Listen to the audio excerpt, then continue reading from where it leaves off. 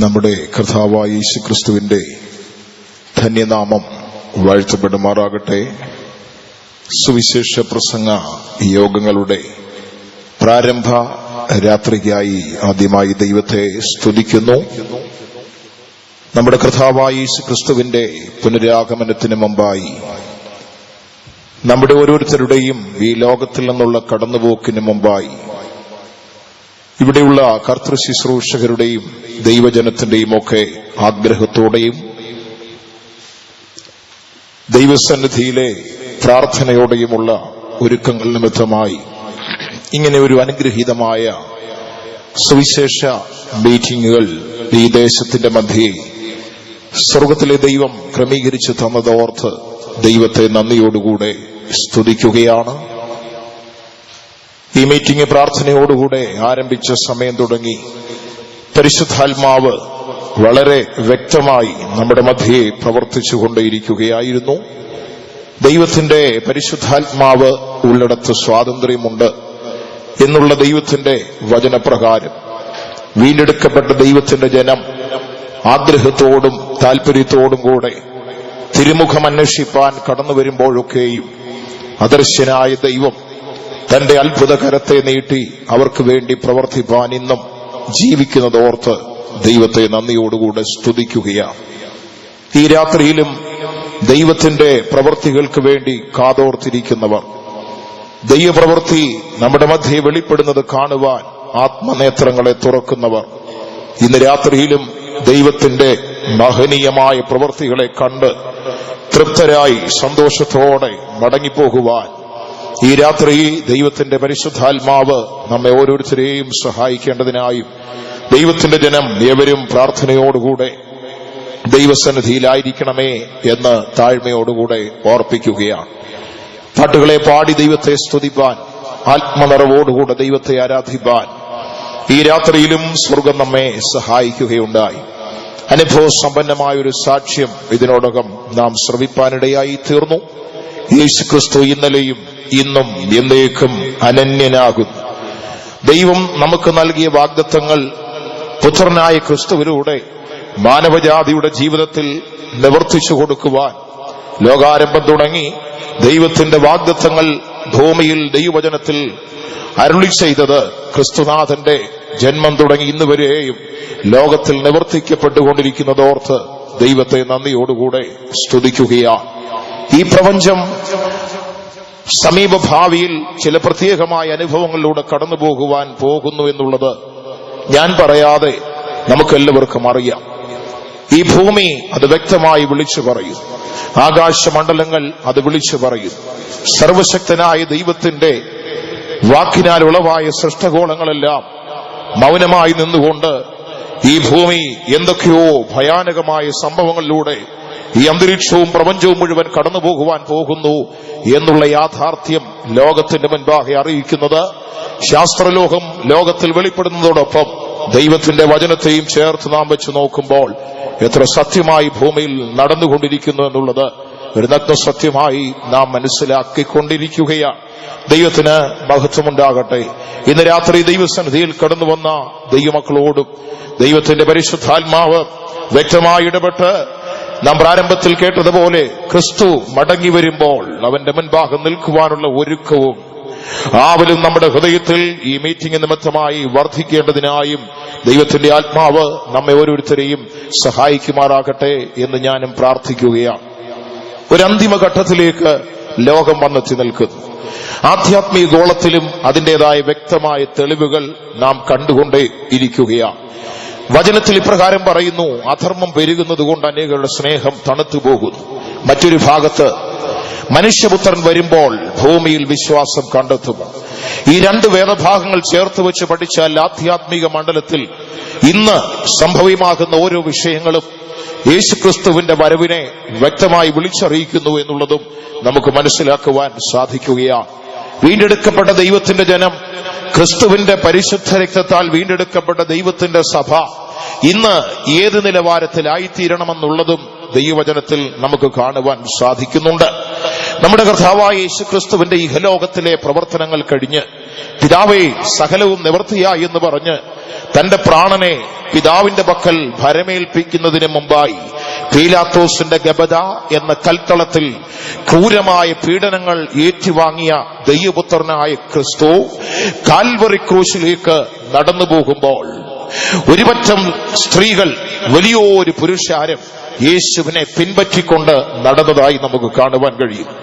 യേശുക്രിസ്തുവിന്റെ ക്രൂശമരണത്തിന് മുമ്പ് നടന്ന വിസ്താരവും അനന്തരമായി നടന്ന പൈശാചിക കൃത്യമായ ഭൂമിയിൽ മനുഷ്യന്റെ കണ്ണുകൾ കൊണ്ട് നോക്കുമ്പോൾ അങ്ങനെയും മറ്റൊരു വിധത്തിൽ ദൈവവചനത്തിന്റെ നിവൃത്തിയുമായി തീർന്ന യേശുക്രിസ്തുവിന്റെ ക്രൂശീകരണത്തെ നാം ഒന്ന് പഠിച്ചു നോക്കുമ്പോൾ മനുഷ്യന്റെ മനസാക്ഷി മരവിച്ചു പോകുന്ന സംഭവങ്ങൾ അവിടെ കാണുവാൻ കഴിയുന്നു. ദൈവത്തിന് സ്തോത്രം. ഒരു ഭാഗത്ത് ദൈവത്തിന് നീതി നിവർത്തിക്കപ്പെടുമ്പോൾ മറുഭാഗത്ത് മനുഷ്യൻ നീതിരഹിതമായ വിസ്താരങ്ങളും വിധികളും നടത്തി യേശുക്രിസ്തു എന്ന ദൈവപുത്രനെ ക്രൂശിലേക്ക് അയച്ചതായി നമുക്ക് കാണുവാൻ കഴിയും.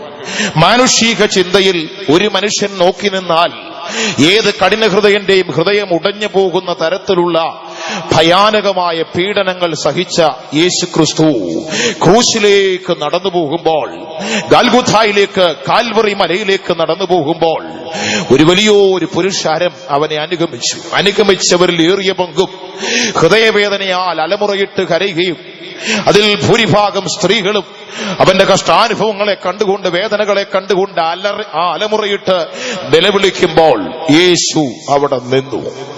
അവരെ ഒന്ന് തിരിഞ്ഞു നോക്കി.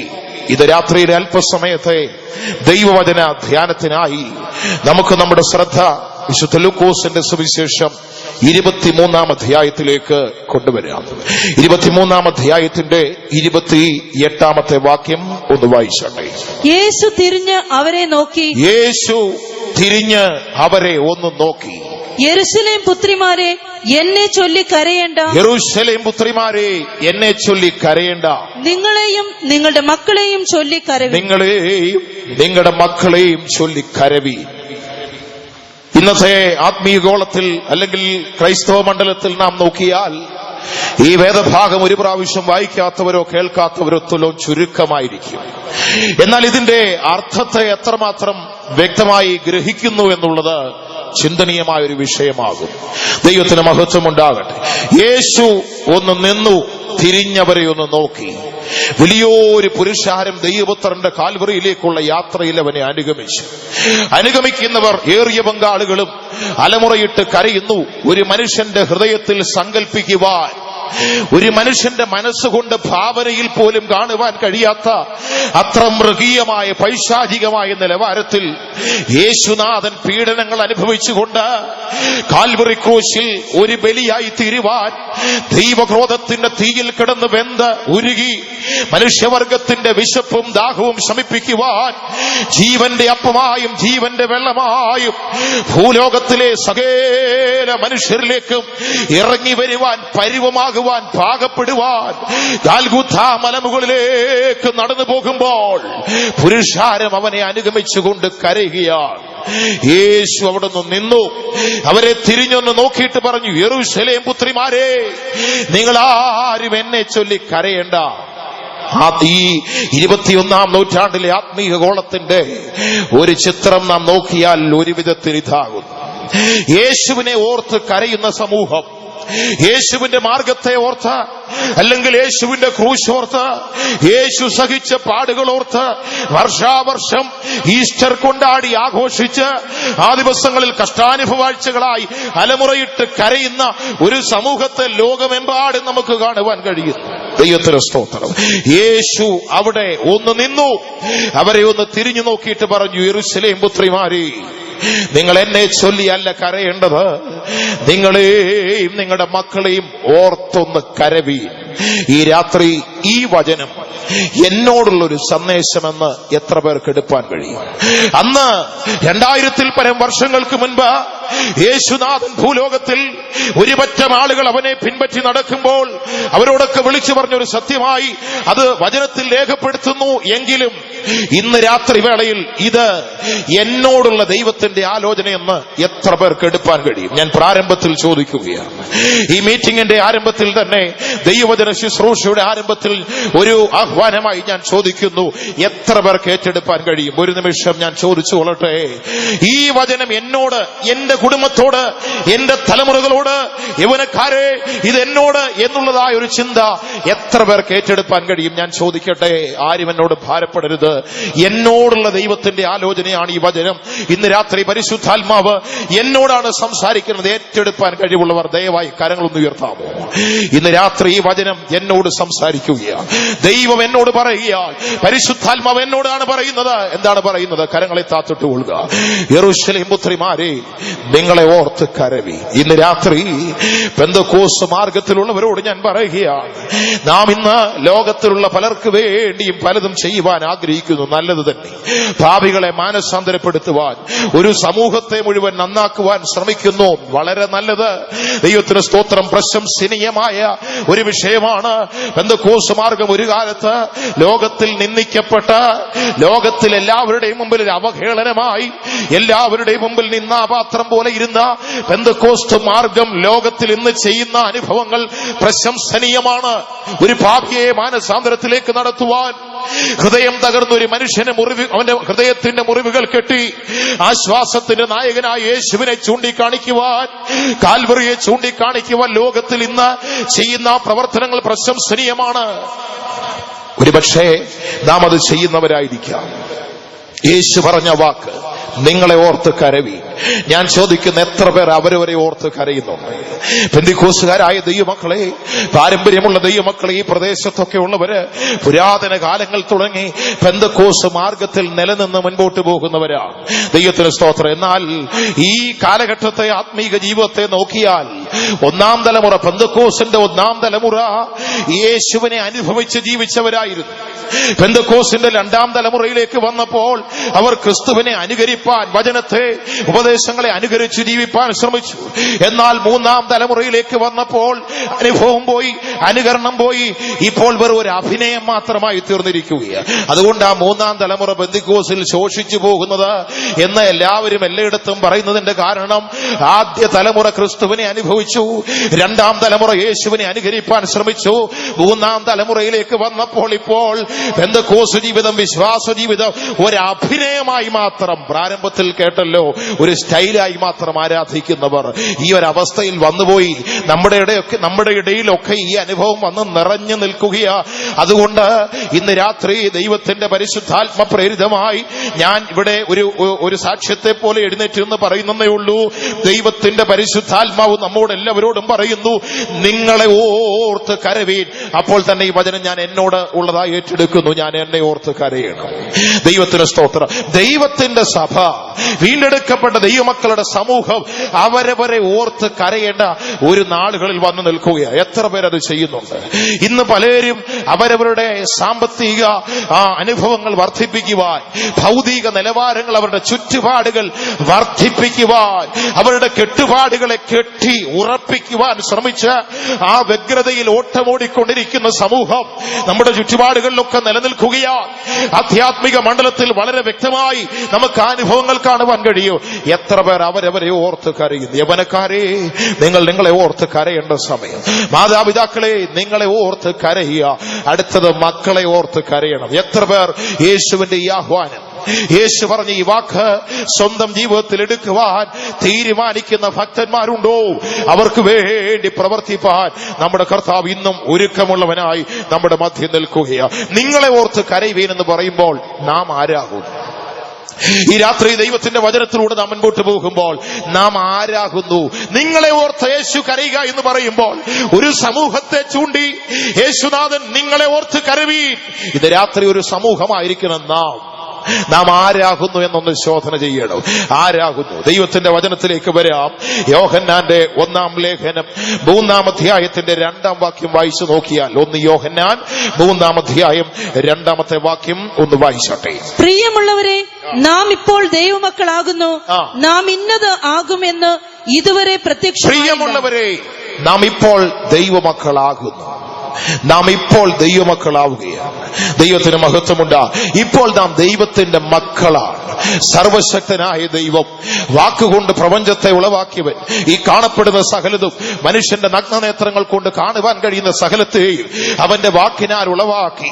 സ്വർഗത്തിലെ ദൈവം ഭൂമിയിൽ പാർക്കുവാൻ മനുഷ്യനെ തന്റെ കരവല്ലവങ്ങളാൽ ഉണ്ടാക്കിയെടുത്ത ഭൂമിയിൽ പാർക്കുവാൻ അനുവാദം കൊടുത്തവര് ജീവിപ്പാൻ സൗകര്യങ്ങൾ സകലതും ചെയ്തു കൊടുത്ത് ഈ ഭൂമിയെ, പ്രപഞ്ചത്തെ മനോഹരമായി ഉണ്ടാക്കിയെടുത്ത ഭൂമിയിൽ ഈ ഒരു നിലവാരമാക്കി വെച്ച സർവശക്തനായ ദൈവം, ഓൾമൈറ്റി ഗോഡ്, അവന്റെ പ്രവൃത്തി എത്ര അത്ഭുതമാണ്.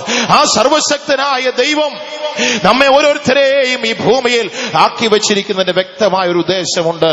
ദൈവത്തിന് സ്തോത്രം. ആ ദൈവത്തിന്റെ മക്കളായി ജീവിക്കുവാൻ, സർവശക്തനായ ദൈവത്തിന്റെ പുത്രീപുത്രന്മാരായി തീരുവാൻ ദൈവം നമുക്ക് ഭാഗ്യം നൽകിയല്ലോ. ലോകത്തിലെ ഏറ്റവും വലിയ ഭാഗ്യം അതാണ്. ദൈവത്തിന് സ്തോത്രം. ഏറ്റവും വലിയ ഭാഗ്യം എന്താ? ഇന്ന് പലരും ഭാഗ്യത്തിന്റെ പുറകെ പോകുക. ഓണത്തിന്റെ ദിവസങ്ങൾ കഴിഞ്ഞപ്പോൾ നമ്മുടെ കേരളം ഒരു ഭാഗ്യവാനെ, 10 കോടി അടിച്ചതായ ഭാഗ്യവാനെ തപ്പി പത്രക്കാരും മാധ്യമങ്ങളും ഓടി നടന്ന ചില ദിവസങ്ങൾ കഴിഞ്ഞപ്പോൾ മലപ്പുറത്തിന്റെ ഏതോ ഒരു കോണിൽ നിന്ന് ആ ഭാഗ്യവാനെ കണ്ടുപിടിച്ചു. ഏതാണ് ഭാഗ്യം? ഇന്ന് പലരും സാമ്പത്തികമായ ഉയർച്ചകൾ, അങ്ങനെയുള്ളതായ ഉന്നതമായ അനുഭവങ്ങൾ, ഭൗതികമായ നിലവാരങ്ങൾ മെച്ചപ്പെടുത്തുമ്പോൾ അത് ഭാഗ്യമെന്ന് പറയുന്നു. അതൊക്കെ നിലനിൽക്കുന്നതല്ല, ഈ ലോകത്തിൽ മാത്രമുള്ളത്. അതൊക്കെ പെട്ടെന്ന് പോകും. മനുഷ്യന്റെ ആയുസ്സും അവന്റെ ആരോഗ്യവും അവന്റെ സൗന്ദര്യവും അവൻ കെട്ടിയുണ്ടാക്കുന്ന സകല സൗധങ്ങളും അവൻ നേടിയെടുക്കുന്ന പേര്, പ്രശസ്തി, അഭിമാനം സകലതും ഒരൊറ്റ സെക്കൻഡ് കൊണ്ടില്ലാതെ പോകും. ദൈവത്തിന് സ്തോത്രം. എന്നാൽ ലോകത്തിൽ ഏറ്റവും വലിയ ഭാഗ്യ പദവി എന്ന് പറയുന്നത് ഈ പ്രപഞ്ചത്തെ ഇത്ര മനോഹരമായി ഉളവാക്കിയെടുത്ത സർവശക്തനായ ദൈവത്തിന്റെ മകനാണ് ഞാൻ എന്ന് പറയുവാൻ ഒരുവന് കഴിയുന്നെങ്കിൽ അതത്രേ ഈ ഭൂമിയിലെ ഏറ്റവും വലിയ ഭാഗ്യം. അതിൽ സന്തോഷമുള്ളവർ. അപ്പോസ്തലനായ യോഹന്നാൻ പറയുന്നു, പ്രിയമുള്ളവരെ, നാം ഇപ്പോൾ ആരാകുന്നു? നാം ഇപ്പോൾ ദൈവത്തിന്റെ മക്കളാകുന്നു.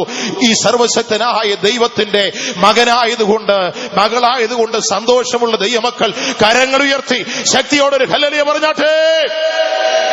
ദൈവത്തിന്റെ മക്കളാകുവാൻ ഭാഗ്യം ലഭിച്ചവരെ, ഭൂമിയിൽ ഏറ്റവും വലിയ ഭാഗ്യശാലികൾ നാം ആകുന്നു. ദൈവത്തിന് സ്തോത്രം. അപ്പോസ്തലൻ പറയുക, നാം ഇപ്പോൾ ദൈവമക്കളാകുന്നു. നിങ്ങളെ ഓർത്ത് കരവി. ഇപ്പോൾ ആരാകുന്നു നാം? ദൈവത്തിന്റെ മക്കൾ. എപ്രകാരമാണ് ഈ ദൈവത്തിന്റെ മക്കൾ എന്നുള്ള പദവി നമുക്ക് ലഭ്യമായത്?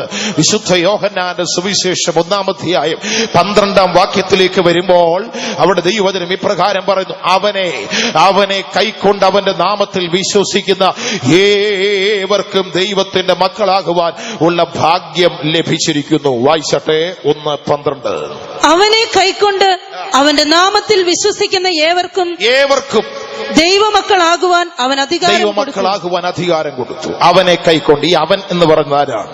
യേശു, ദൈവപുത്രനായ യേശു. അവനെ കൈക്കൊണ്ട്, ദൈവത്തിന് സ്തോത്രം, ഹൃദയത്തിൽ ഏറ്റുകൊണ്ട്, അവനെ ഏറ്റുകൊള്ളുന്നവർ കൈക്കൊണ്ട് അവന്റെ നാമത്തിൽ. ദൈവത്തിന് സ്തോത്രം. ആ ഭാഗമൊക്കെ ഒന്ന് വിശദമാക്കി പറയേണ്ടതാ. ഒന്ന് അവനെ കൈക്കൊള്ളുക, ഹൃദയത്തിന്റെ ഉള്ളിൽ കൈക്കൊള്ളുക. ദൈവത്തിന് സ്തോത്രം. പലരും യേശുവിനെ കൈക്കൊള്ളുന്നത് പല നിലവാരത്തിൽ. ചിലര് കൺവെൻഷൻ, പെരുന്നാളുകൾ, ഇങ്ങനെയുള്ള സ്ഥലങ്ങളിലൊക്കെ ചെന്ന് യേശുവിന്റെ ഫോട്ടോ കൈക്കൊള്ളുന്നവരുണ്ട്, യേശുവിന്റെ രൂപങ്ങൾ കൈക്കൊള്ളുന്നവരുണ്ട്. ദൈവത്തിന് മഹത്വം ഉണ്ടാകട്ടെ. അതൊക്കെയാണ് പലരും ഇന്ന് യേശുവിനെ കൈക്കൊള്ളുവാൻ ശ്രമിക്കുന്നത്. വലിയ പടങ്ങൾ ഉണ്ടാക്കിയെടുത്ത് യേശുവിനെ കൈക്കൊണ്ടുവെന്ന് പറഞ്ഞ് ഭിത്തിയിൽ ഒട്ടിച്ചു വെക്കുന്നവർ. ദൈവത്തിന് സ്തോത്രം. കൈക്കൊള്ളുന്നത് അങ്ങനെയല്ല, ഹൃദയത്തിൽ കൈക്കൊള്ളണം. ദൈവത്തിന് സ്തോത്രം. പണ്ടൊരിക്കൽ ഒരു മനുഷ്യൻ ഏതോ ഒരു സ്ഥലത്ത്, പെരുന്നാൾ സ്ഥലത്താണോ ഏതോ ഒരു പബ്ലിക് സ്ഥലത്ത് ചെന്നിട്ട് യേശുവിന്റെ ഒരു വലിയ രൂപം വാങ്ങിക്കൊണ്ടുവന്നു, കൈക്കൊണ്ടു.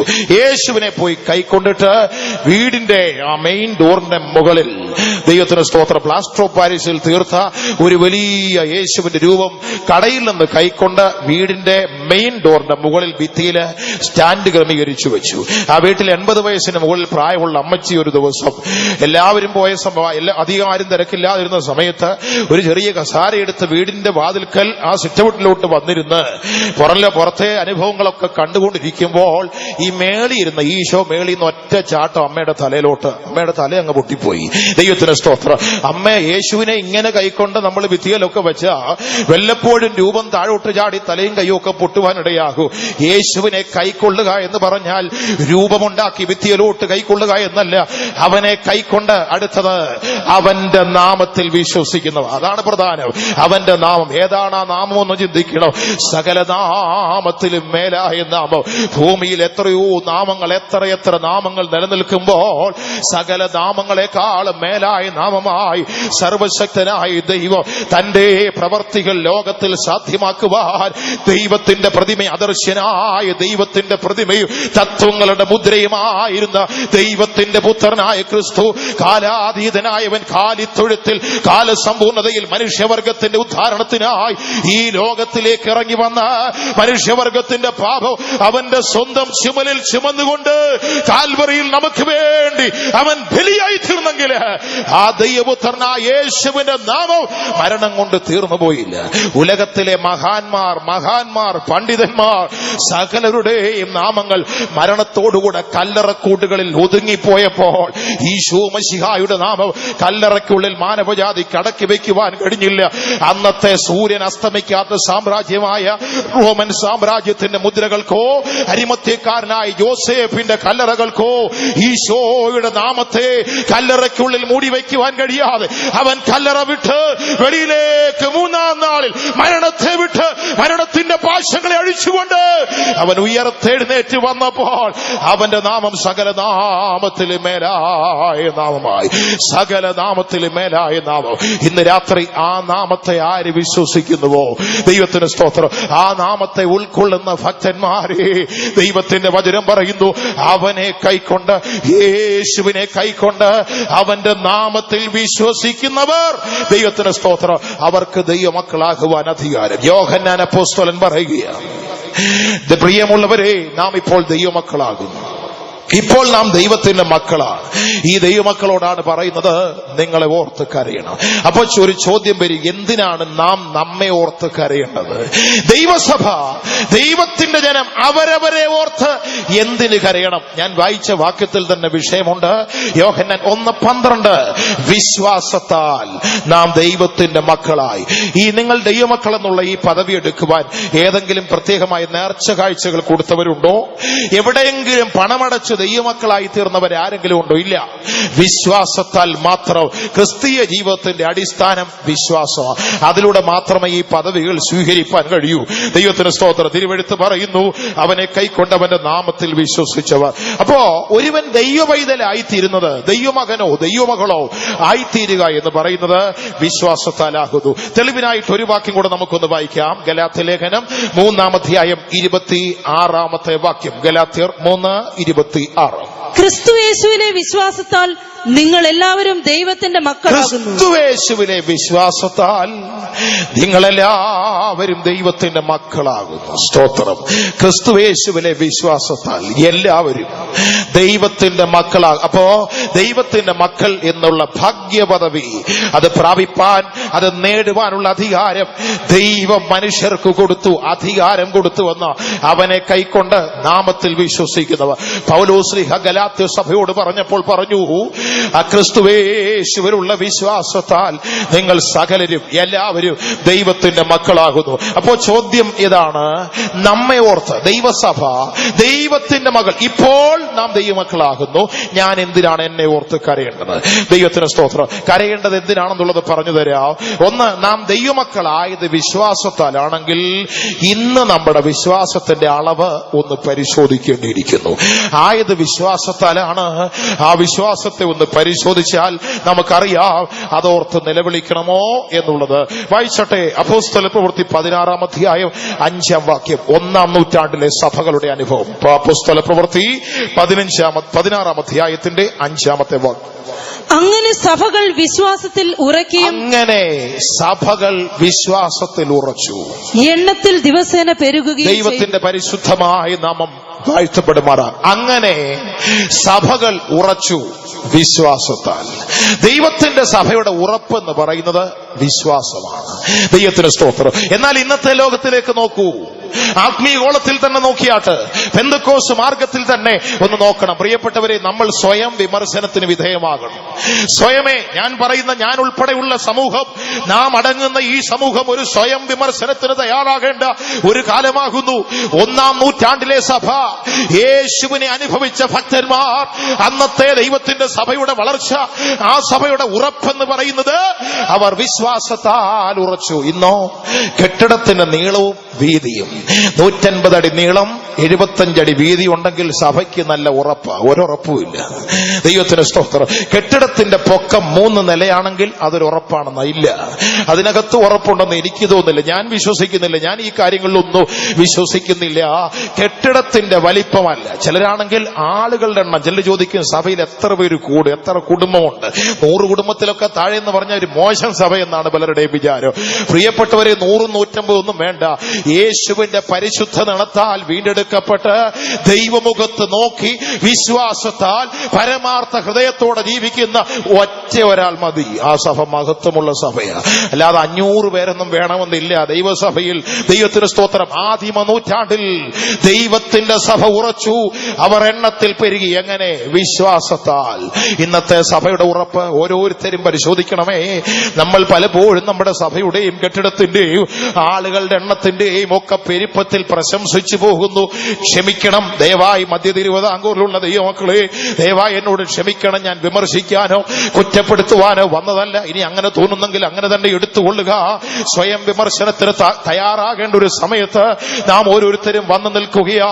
വിശ്വാസത്താൽ ദൈവത്തിന്റെ സഭ ഉറച്ചു. ഇന്നോ വിശ്വാസം കാണുവാൻ പോലുമില്ല. ദൈവത്തിന് സ്തോത്രം. ആ ഒരു അവസ്ഥയിലേക്ക് പോയി. ഒരു കാലത്ത് വിശ്വാസത്തെ മുറുകെ പിടിച്ച പിതാക്കന്മാർ ഇതിന്റെ അടിസ്ഥാനമിട്ടതിനെ വളർത്തിക്കൊണ്ടുവന്നത് അങ്ങനെയായിരുന്നു. വിശ്വാസത്താൽ ജീവിച്ചു. ഏതൊരു കാര്യം വിശ്വാസത്താൽ നേടിയെടുക്കും. വിശ്വാസത്താൽ യാത്ര ചെയ്യും. വിശ്വാസത്താൽ അവർ ജീവിക്കും. വിശ്വാസത്താൽ അവർ ഭക്ഷിക്കും. വിശ്വാസത്താൽ അവരുടെ വസ്ത്രങ്ങളെ നേടും. വിശ്വാസത്താൽ അവർ പാർപ്പിട സൗകര്യങ്ങൾ, വിശ്വാസത്താൽ അവർക്ക് പണമുണ്ട്. ദൈവത്തിന് സ്തോത്രം. എന്നാൽ ഇന്ന് ഇതിന്റെ ഒന്നും ആവശ്യമില്ല.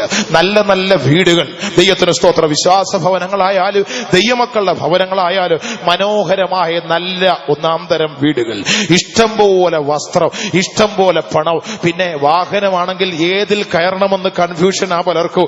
ദൈവത്തിന് സ്തോത്രം. മുറ്റത്തോട്ട് ഇറങ്ങി പോർച്ചിലേക്ക് നോക്കൂ, ഏതിലാണ് കയറേണ്ടതെന്നൊന്ന് കൺഫ്യൂഷനിൽ. ഇഷ്ടം പോലെ ഇതെല്ലാം ദൈവം തന്നു. പിതാക്കന്മാരുടെ നന്മയിലും നീതിയിലും ഈ തലമുറയ്ക്ക് ദൈവം കൊടുത്ത സൗഭാഗ്യങ്ങളാണ്. അതെല്ലാം അനുഭവിച്ചുകൊള്ളൂ പ്രിയപ്പെട്ടവരെ. പക്ഷെ ദൈവസഭയുടെ ഉറപ്പെന്ന് പറയുന്നത് പണത്തിന്റെ പെരുപ്പമല്ല, ആളുകളുടെ എണ്ണ കൂടുതലല്ല. ദൈവസഭ ഉറയ്ക്കേണ്ടത് വിശ്വാസത്തിലാകുന്നു. ഈ അവസ്ഥയിൽ കുറവ് വന്നുപോയോ, സ്വയം കരയേണ്ടതായ സമയത്തിൽ വന്നു നിൽക്കുകയാണ്. യെരൂശലേം പുത്രിമാരെ, നിങ്ങൾ എന്നെ ചൊല്ലി കരയരുത്. യേശുവിനെ ഓർത്ത് കരയണ്ട. അവരവരെ ഓർത്തൊന്ന് കരഞ്ഞാട്ട്, സ്വന്തം ജീവിതം ഓർത്ത്, ആത്മീക ജീവിതത്തിന്റെ പരിതാപകരമായ അവസ്ഥകൾ ഓർത്ത്, വിശ്വാസ ജീവിതത്തിലെ കുറവുകൾ ഓർത്ത് ദൈവസന്നിധിയിൽ നിലവിളിച്ച് പ്രാർത്ഥിപ്പാൻ എത്ര പേർ ഈ നാടുകളിൽ ആഗ്രഹിക്കുന്നുണ്ട്. നമുക്ക് ഓരോരുത്തർക്കും ഈ നാടുകളിൽ ആവശ്യമായിരിക്കുന്നത് അതാകുന്നു. ദൈവത്തിന് സ്തോത്രം. ദൈവസന്നിധിയിൽ സ്വയപരിശോധന നടത്തി അവരവരുടെ ജീവിതത്തിന്റെ ബലഹീനതകളും തോൽവികളും ഓർത്ത് ദൈവസന്നിധിയിൽ നെടുമ്പാട് വീണ് യോശുവ എന്ന ഭക്തനെ പോലെ എരിഹോ മതിലിന്റെ മുൻപാകെ പരാജയപ്പെട്ടു നിൽക്കുന്ന ഹായി പട്ടണത്തിന്റെ മുൻപാകെ പരാജയപ്പെട്ടു നിൽക്കുന്ന അവസ്ഥയിൽ യോശുവ യഹോവയുടെ സന്നിധിയിൽ വന്ന് നെടുമ്പാട് വീണ് കരഞ്ഞപ്പോൾ ദൈവത്തിന് സ്തോത്രം. ദൈവം പറഞ്ഞു, എഴുന്നേൽക്ക്, നീ കിടന്ന് കരഞ്ഞിട്ട് കാര്യമില്ല. ഇസ്രായേൽ പാപം ചെയ്തിരിക്കുന്നു. ജീവിതത്തിൽ വന്നുപോയ തോൽവികൾ ഓർത്ത് ദൈവസന്നിധിയിൽ നെടുമ്പാട് വീണ് കരയുവാൻ ദൈവത്തിന്റെ ജനം, ദൈവത്തിന്റെ സഭ ഒന്നായി ചേർന്ന് തീരുമാനിച്ചാൽ ആരംഭകാലങ്ങൾ ദൈവം നമ്മോടുകൂടെ ഇരുന്നത് പോലെ ഇന്നും നമ്മോടുകൂടെ ഇരിക്കും. അവൻ നമ്മെ സഹായിക്കും. ലോകത്തിൽ അവൻ നമ്മെ തള്ളിക്കളയില്ല. പ്രിയപ്പെട്ടവരെ, ഒരു കൂട്ടം പേർ ദൈവസഭയ്ക്ക്, ദൈവമക്കൾക്ക് വിരോധമായി എഴുന്നേറ്റ് ഇതിനെ നശിപ്പിക്കുവാൻ, ഇതിനെ മുടിച്ചു കളയുവാൻ ശ്രമിക്കുമ്പോൾ ദൈവത്തിന് ജനം അവരോട് പ്രതികരിപ്പാനല്ല പോകേണ്ടത്. സ്വയപരിശോധന നടത്തി ദൈവസന്നിധിയിൽ പോയി നെടുമ്പാട് വീണ് ദൈവം മുൻപാകെ പോയി അലറി കരയുന്ന ഒരു സമൂഹം ദൈവമക്കളുടെ എഴുന്നേൽക്കട്ടെ. അങ്ങനെ ഒരു സമൂഹത്തെ ഈ നാടുകളിൽ ദൈവം നോക്കിക്കൊണ്ടിരിക്കുകയാണ്. അതാണ് നമുക്ക് വേണ്ടത്. ദൈവത്തിന് സ്തോത്രം. അല്ല കായിക ബലം കൊണ്ട് നേരിടുന്ന ഒരു സമൂഹം ഇന്ന് നമുക്കുണ്ട്. ദൈവത്തിന് സ്തോത്രം. പണത്തിന്റെ ബലത്താൽ എന്തും ചെയ്തെടുക്കുവാൻ ശക്തരായ വിശ്വാസികൾ നമുക്കുണ്ടെന്ന് പ്രിയപ്പെട്ടവരെ, അതല്ല നമ്മുടെ മാർഗം. ആരംഭകാല പിതാക്കന്മാർ എങ്ങനെയാണ് ജീവിച്ചത്? അവർ വിശ്വാസത്താൽ. നമ്മുടെ പുരാതന കാലത്തുള്ള പാസ്റ്റർമാരുടെ, വിശുദ്ധന്മാരുടെ, മുൻകാല വിശുദ്ധന്മാരുടെ ഒക്കെ പ്രസംഗം കേട്ടാൽ അതിനകത്തൊന്നും വലിയ വിഷയമില്ല എന്ന് നമുക്ക് തോന്നിയാലും അവരുടെ വാക്കുകൾ, അഗ്നിനാവുകളിൽ പുറപ്പെട്ടു വന്ന വാക്കുകൾ വിശ്വാസത്തെക്കുറിച്ചുള്ള തീ പോലെയുള്ള വാക്കുകളായിരുന്നു. ആ വാക്കുകളിലാണ് പ്രിയപ്പെട്ടവരെ ഈ മാർഗത്തിന്റെ ആരംഭം. ഒന്നുമില്ലായ്മയിൽ പട്ടിണിയിൽ ജീവിച്ച കാലം, ദാരിദ്ര്യത്തിൽ ജീവിച്ച കാലം, ഉടുതുണിക്ക് മറുതുണിയില്ലാതെ ജീവിച്ച കാലം, പാർക്കുവാൻ ഭവനങ്ങളില്ലായിരുന്നു, ഭക്ഷിപ്പാൻ ആഹാരമില്ലായിരുന്നു, ധരിപ്പാൻ വസ്ത്രമില്ലായിരുന്നു, സഞ്ചരിപ്പാൻ വാഹനമില്ലായിരുന്നു, ഉപയോഗിക്കുവാൻ വസ്തുവകകൾ ഉണ്ടായിരുന്നില്ല. പക്ഷേ അന്ന് അക്കാലത്തെ വിശുദ്ധന്മാർ, അക്കാലത്തെ ദൈവമക്കൾ, അവർ വിശ്വാസത്തിൽ സമ്പന്നരായിരുന്നു. അതുകൊണ്ടാണ് ഈ മാർഗം ഇങ്ങനെ വളർന്നത്. പ്രിയപ്പെട്ടവരെ, നാം ഒരു പുനഃപരിശോധന നടത്തേണ്ടിയിരിക്കുന്നു. നമ്മെ ഓർത്ത് കരയണം. ആദിമ നൂറ്റാണ്ടിലെ സഭകൾ ഉറച്ചത് വിശ്വാസത്തിൽ. ഇന്ന് പലരും ഉറയ്ക്കുന്നത് മറ്റു പല കാര്യങ്ങളിലുമാണ്. ലോകത്തിന്റെ പലവിധമായ അനുഭവങ്ങളിലേക്ക് ഇറങ്ങിപ്പോയി ലോകത്തിന്റെ ഇൻപങ്ങളും മോഹങ്ങളും നേടിയെടുക്കുവാനുള്ള ആർത്തിയോടെ ഓടി. ദൈവത്തിന് സ്തോത്രം. ലോകത്തെ വേണ്ട എന്ന് വെച്ചവർ ലോകത്തെ തേടുവാനുള്ള ആർത്തിയോടെ ഓടിപ്പോയി വെട്ടിവിഴുങ്ങുന്ന പരിതാപകരമായ കാഴ്ച കണ്ട് മനമെടുത്ത് നിൽക്കുന്ന ഒരു ആത്മീക സമൂഹം നമ്മുടെ ചുറ്റുപാടുകളിലുണ്ട്, നമ്മുടെ കൺമുമ്പിലുണ്ട്. ദൈവത്തിന് സ്തോത്രം. സ്വയപരിശോധന നടത്തട്ടെ, ഒരു സ്വയവിമർശനം നടത്തി അവരവരെ ഓർത്ത് കരയുവാൻ, വിശ്വാസത്തിൽ വന്ന തോൽവികളോർത്ത് ദൈവസന്നിധിയിൽ കരയുക. ഈ കാലഘട്ടത്തിൽ ഒരു ചോദ്യം പ്രസക്തമാണ്. മനുഷ്യപുത്രൻ വരുമ്പോൾ ഭൂമിയിൽ വിശ്വാസം കണ്ടെത്തുമോ? ആ ചോദ്യത്തിന് ആനുകാലിക പ്രസക്തിയുണ്ട്. ദൈവത്തിന് സ്തോത്രം. കാണുവാൻ പോലും കഴിയാത്ത നിലവാരത്തിൽ ഇന്ന് വിശ്വാസം കുറഞ്ഞുപോയിക്കൊണ്ടിരിക്കുന്ന ഒരു കാലത്തിലേക്ക് ലോകം വന്നെത്തി നിൽക്കുകയാണ്. ദൈവത്തിന് സ്തോത്രം. പരിതാപകരമായ അവസ്ഥ. ഇന്ന് വിശ്വാസത്തിന് വേണ്ടി നിൽക്കുവാൻ ആളില്ല, വിശ്വാസത്തിന് വേണ്ടി നിവരെ നിൽപ്പാൻ പലർക്കും കഴിയുന്നില്ല, സത്യത്തിന് വേണ്ടി നിവരെ നിൽപ്പാൻ പലർക്കും കഴിയുന്നില്ല. ദൈവത്തിന് സ്തോത്രം. അതെല്ലാം നഷ്ടപ്പെട്ട എല്ലാം പോയി ഒരുമാതിരി വളഞ്ഞ പരുവത്തിൽ പോവുക. സമാഗമന കൂടാരത്തിന്റെ 3 ഭാഗങ്ങളുണ്ട്. ഒന്നാം ഭാഗത്തെ പ്രാകാരം എന്ന് പറയുന്നു. 2ഉം 3ഉം ഭാഗങ്ങൾ ചേർന്ന ഭാഗത്തെ തിരുനിവാസം എന്നാണ് പറയുന്നത്. ഖദിരമരം കൊണ്ടുണ്ടാക്കിയ 48 പലകകളാൽ ആ തിരുനിവാസം ഇങ്ങനെ നിവരേ നിൽക്കുകയാ. ആ തിരുനിവാസമാണ് പ്രിയപ്പെട്ടവരെ അഭിഷക്തരായ ദൈവസഭ, വീണ്ടെടുക്കപ്പെട്ട ദൈവമക്കൾ, അഭിഷേകത്താൽ മുദ്രയിടപ്പെട്ട് സൂക്ഷിക്കുന്ന ദൈവത്തിന്റെ ജനം. ആ തിരുനിവാസം പോലെ നിവരെ നിൽക്കട്ടെ. ആ പലക വളഞ്ഞു പോകാത്തതിന്റെ കാരണം എന്തെന്നറിയാമോ? ദൈവത്തിന് സ്തോത്രം. 1.5 മുഴം വീതിയും 10 മുഴം ഉയരമുള്ളതാ ഈ പലക ഒരൽപ്പം പോലും വളയാതെ നിവരെ നിൽക്കുന്നതിന്റെ കാരണം അത് മുഴുവൻ പൊന്നിനാൽ പൊതിഞ്ഞതായിരുന്നു. ആ പൊന്ന് വിശ്വാസ ജീവിതത്തെ വെളിപ്പെടുത്തുകയാ. വിശ്വാസത്താൽ ജീവിച്ച വിശുദ്ധന്മാർ, ഭക്തന്മാർ അവരുടെ നട്ടെല്ല് വളയുകയില്ല. അവർ നിവരെ നിൽക്കും. പരീക്ഷകളുടെ മുൻപാകെ, പ്രതിസന്ധികളുടെ മുൻപാകെ, ശത്രു അലറി അടുക്കുമ്പോൾ, ദുഷ്ടനാലറി അടുക്കുമ്പോൾ, പരീക്ഷകൾ കൊടുങ്കാറ്റ് പോലെ എഴുന്നേറ്റ് വരുമ്പോൾ, വിശ്വാസത്താൽ പൊതിയപ്പെട്ടവർ, പൊന്നിനാൽ പൊതിയപ്പെട്ട ഭക്തന്മാർ, അവർ ഉറച്ചു നിന്ന് കർത്താവിന് വേണ്ടി നിൽപ്പാനിടയാകും. ഇന്ന് രാത്രി എത്ര പേർക്ക് അതിന് സാധിക്കുന്നുണ്ട്? ആ വിഷയത്തിൽ പോരായ്മ സംഭവിച്ചുവോ? ദൈവവചനം പറയുന്നു, നിങ്ങളെ ഓർത്ത് കരയണം. വിശ്വാസ ജീവിതത്തിൽ വന്ന തോൽവി ഓർത്ത് ദൈവത്തിന്റെ ജനം കരയേണ്ടതായി ദൈവത്തിന്റെ വചനം നമ്മെ ഓർപ്പ്. യേശു പറയുക, നിങ്ങളെ ഓർത്ത് കരവി. വിശ്വാസ ജീവിതത്തിൽ തോൽവിയുണ്ടോ? അപ്പോൾ ചോദിക്കുക, ഇത് എങ്ങനെ മനസ്സിലാക്കുവാൻ കഴിയും? മനസ്സിലാക്കി തരാം ദൈവവചനത്തിലൂടെ തന്നെ. എന്താണ് വിശ്വാസത്തിന്റെ പോരായ്മ ഒരു വിശുദ്ധന്റെ, ഒരു ഭക്തന്റെ ജീവിതത്തിൽ വെളിപ്പെടുന്നത് എങ്ങനെയാണെന്നുള്ളത് ദൈവവചനത്തിലൂടെ നോക്കാം. നമുക്കറിയാമല്ലോ, എബ്രായ ലേഖനം, വിശുദ്ധ പൗലോസ് എഴുതിയ എബ്രായ ലേഖനം പഠിച്ചാല് 11-ാം അധ്യായം വായിച്ചിട്ടില്ലാത്തവർ ചുരുക്കമായിരിക്കും. വിശ്വാസത്തെക്കുറിച്ചുള്ള വ്യക്തമായ നിർവചനം ഇപ്രകാരം തുടങ്ങുന്നു: വിശ്വാസം എന്നതോ ആശിക്കുന്നതിന്റെ ഉറപ്പും കാണാത്ത കാര്യങ്ങളുടെ നിശ്ചയമാകുന്നു എന്ന് പറഞ്ഞുകൊണ്ട് താഴോട്ട് വിശ്വാസ ജീവിതത്തിന്റെ പടികൾ സ്റ്റെപ്പ് ബൈ സ്റ്റെപ്പായി അക്കമിട്ട് നിരത്തി വിശ്വാസത്താൽ ജീവിച്ച പിതാക്കന്മാരുടെ ജീവിതാനുഭവങ്ങൾ എന്താണെന്നുള്ളത് വ്യക്തമായി തെളിയിച്ച് പറയുന്നത് കാണുവാൻ കഴിയും. ആ വേദഭാഗങ്ങളൊക്കെ നാം ഒന്ന് പഠിച്ചാൽ നമ്മുടെ ജീവിതത്തിൽ വിശ്വാസ ജീവിതം കുറവായിരിക്കുന്നുവോ, വിശ്വാസത്തിൽ കുറവുണ്ടോ എന്നുള്ളത് ഗ്രഹിപ്പാൻ കഴിയും. ദൈവത്തിന്റെ സ്തോത്രം. സ്തോത്രം. ചിലർ ചോദിക്കും, ഞങ്ങൾ വിശ്വാസത്താൽ ദൈവമക്കളാണ്, ഞങ്ങൾ ഇന്ന് പാരമ്പര്യമുള്ള ദൈവമക്കളാ, ഞങ്ങൾ എന്തിനാണ് ഞങ്ങളെ ഓർത്ത് പ്രാർത്ഥിക്കുന്നത്? ഇതിൽ കുറവ് വന്നെങ്കിൽ കരയേണ്ടതായി, പ്രാർത്ഥിക്കണമെന്നല്ല, കരയേണ്ടതായിട്ടുണ്ട്. ദൈവത്തിന്റെ സ്തോത്രം. എങ്ങനെ അത് മനസ്സിലാക്കൂ? എബ്രായ ലേഖനം 11-ാം അധ്യായം അതിന്റെ 4-ാം വാക്യം പ്രാരംഭമായി ഒന്ന് വായിച്ചട്ടെ. എബ്രായർ 11-ാം അധ്യായം 4-ാം വാക്യം. വിശ്വാസത്താൽ ഹാബേൽ ദൈവത്തിന് കയീന്റേതിലും ഉത്തമമായ യാഗം കഴിച്ചു. വിശ്വാസത്താൽ ഹാബേൽ കയീന്റേതിലും ഉത്തമമായൊരു യാഗം, ഉത്തമമായൊരു വഴിപാട് വിശ്വാസത്താൽ. ദൈവത്തിന് സ്തോത്രം. യാഗമെന്നും വഴിപാടുമെന്നും ഒക്കെ പറഞ്ഞിരിക്കുന്ന ആ വിഷയത്തെ ദൈവമക്കളുടെ സമർപ്പിത ആരാധനയായി നമുക്കെടുക്കാം. ഒരു ദൈവപൈതൽ ദൈവസന്നിധിയിൽ വരുമ്പോൾ അവിടെ ഒരു ആരാധന എന്ന് പറയുന്ന ഒരു അനുഭവമുണ്ട്. ദൈവത്തിന് സ്തോത്രം. അതെങ്ങനെയാണെന്ന് ചോദിച്ചാൽ നമ്മുടെ ശരീരങ്ങളെ ദൈവസന്നിധിയിൽ സമർപ്പിക്കണം. പഴയ നിയമകാലത്ത് സമാഗമന കൂടാരത്തിന്റെ പ്രാകാരത്തിൽ വെച്ചിരിക്കുന്ന ആ യാഗപീഠത്തിൽ ഒരു യാഗമൃഗം അർപ്പിക്കപ്പെടണമെങ്കിൽ, യാഗമായി തീരണമെങ്കിൽ സമർപ്പിക്കപ്പെട്ട ഒരു യാഗമൃഗത്തിന് മാത്രമേ അത് സാധ്യമാവുകയുള്ളൂ എന്ന് നമുക്ക് മനസ്സിലാക്കുവാൻ സാധിക്കുന്നുണ്ട്. ദൈവത്തിന് സ്തോത്രം. അതുകൊണ്ടാണ് പൗലോസ്ലീഹ റോമർക്ക് ലേഖനം എഴുതിയപ്പോൾ റോമാലേഖനം 12-ാം അധ്യായത്തിന്റെ പ്രാരംഭ വാക്യത്തിൽ പറയുന്നു, സഹോദരന്മാരെ, ഞാൻ ദൈവത്തിന്റെ മനസ്സലി ഓർപ്പിച്ച് നിങ്ങളെ പ്രബോധിപ്പിക്കുന്നത്, നിങ്ങൾ ബുദ്ധിയുള്ള ആരാധനയായി നിങ്ങളുടെ ശരീരങ്ങൾ ജീവനും വിശുദ്ധിയും ദൈവത്തിന് പ്രസാദവുമുള്ള യാഗമായി സമർപ്പിപ്പീ. സഹോദരന്മാരെ, ഞാൻ ദൈവത്തിന്റെ മനസ്സലി ഓർപ്പിച്ച് നിങ്ങളെ പ്രബോധിപ്പിക്കുന്നത്, നിങ്ങൾ ബുദ്ധിയുള്ള ആരാധനയായി. ബുദ്ധിയുള്ള ആരാധന എന്താണ്? ഈ ബുദ്ധിയുള്ള ആരാധന? ദൈവത്തിന്റെ സ്തോത്രം. എറണാകുളം പട്ടണത്തിൽ ഒരു ബുദ്ധിയുള്ള ആരാധനയുണ്ട്. ദൈവത്തിന്റെ സ്തോത്രം എന്ന് പറഞ്ഞാൽ ബുദ്ധിമാന്മാർ മാത്രമേ അവിടെ ഉള്ളൂ.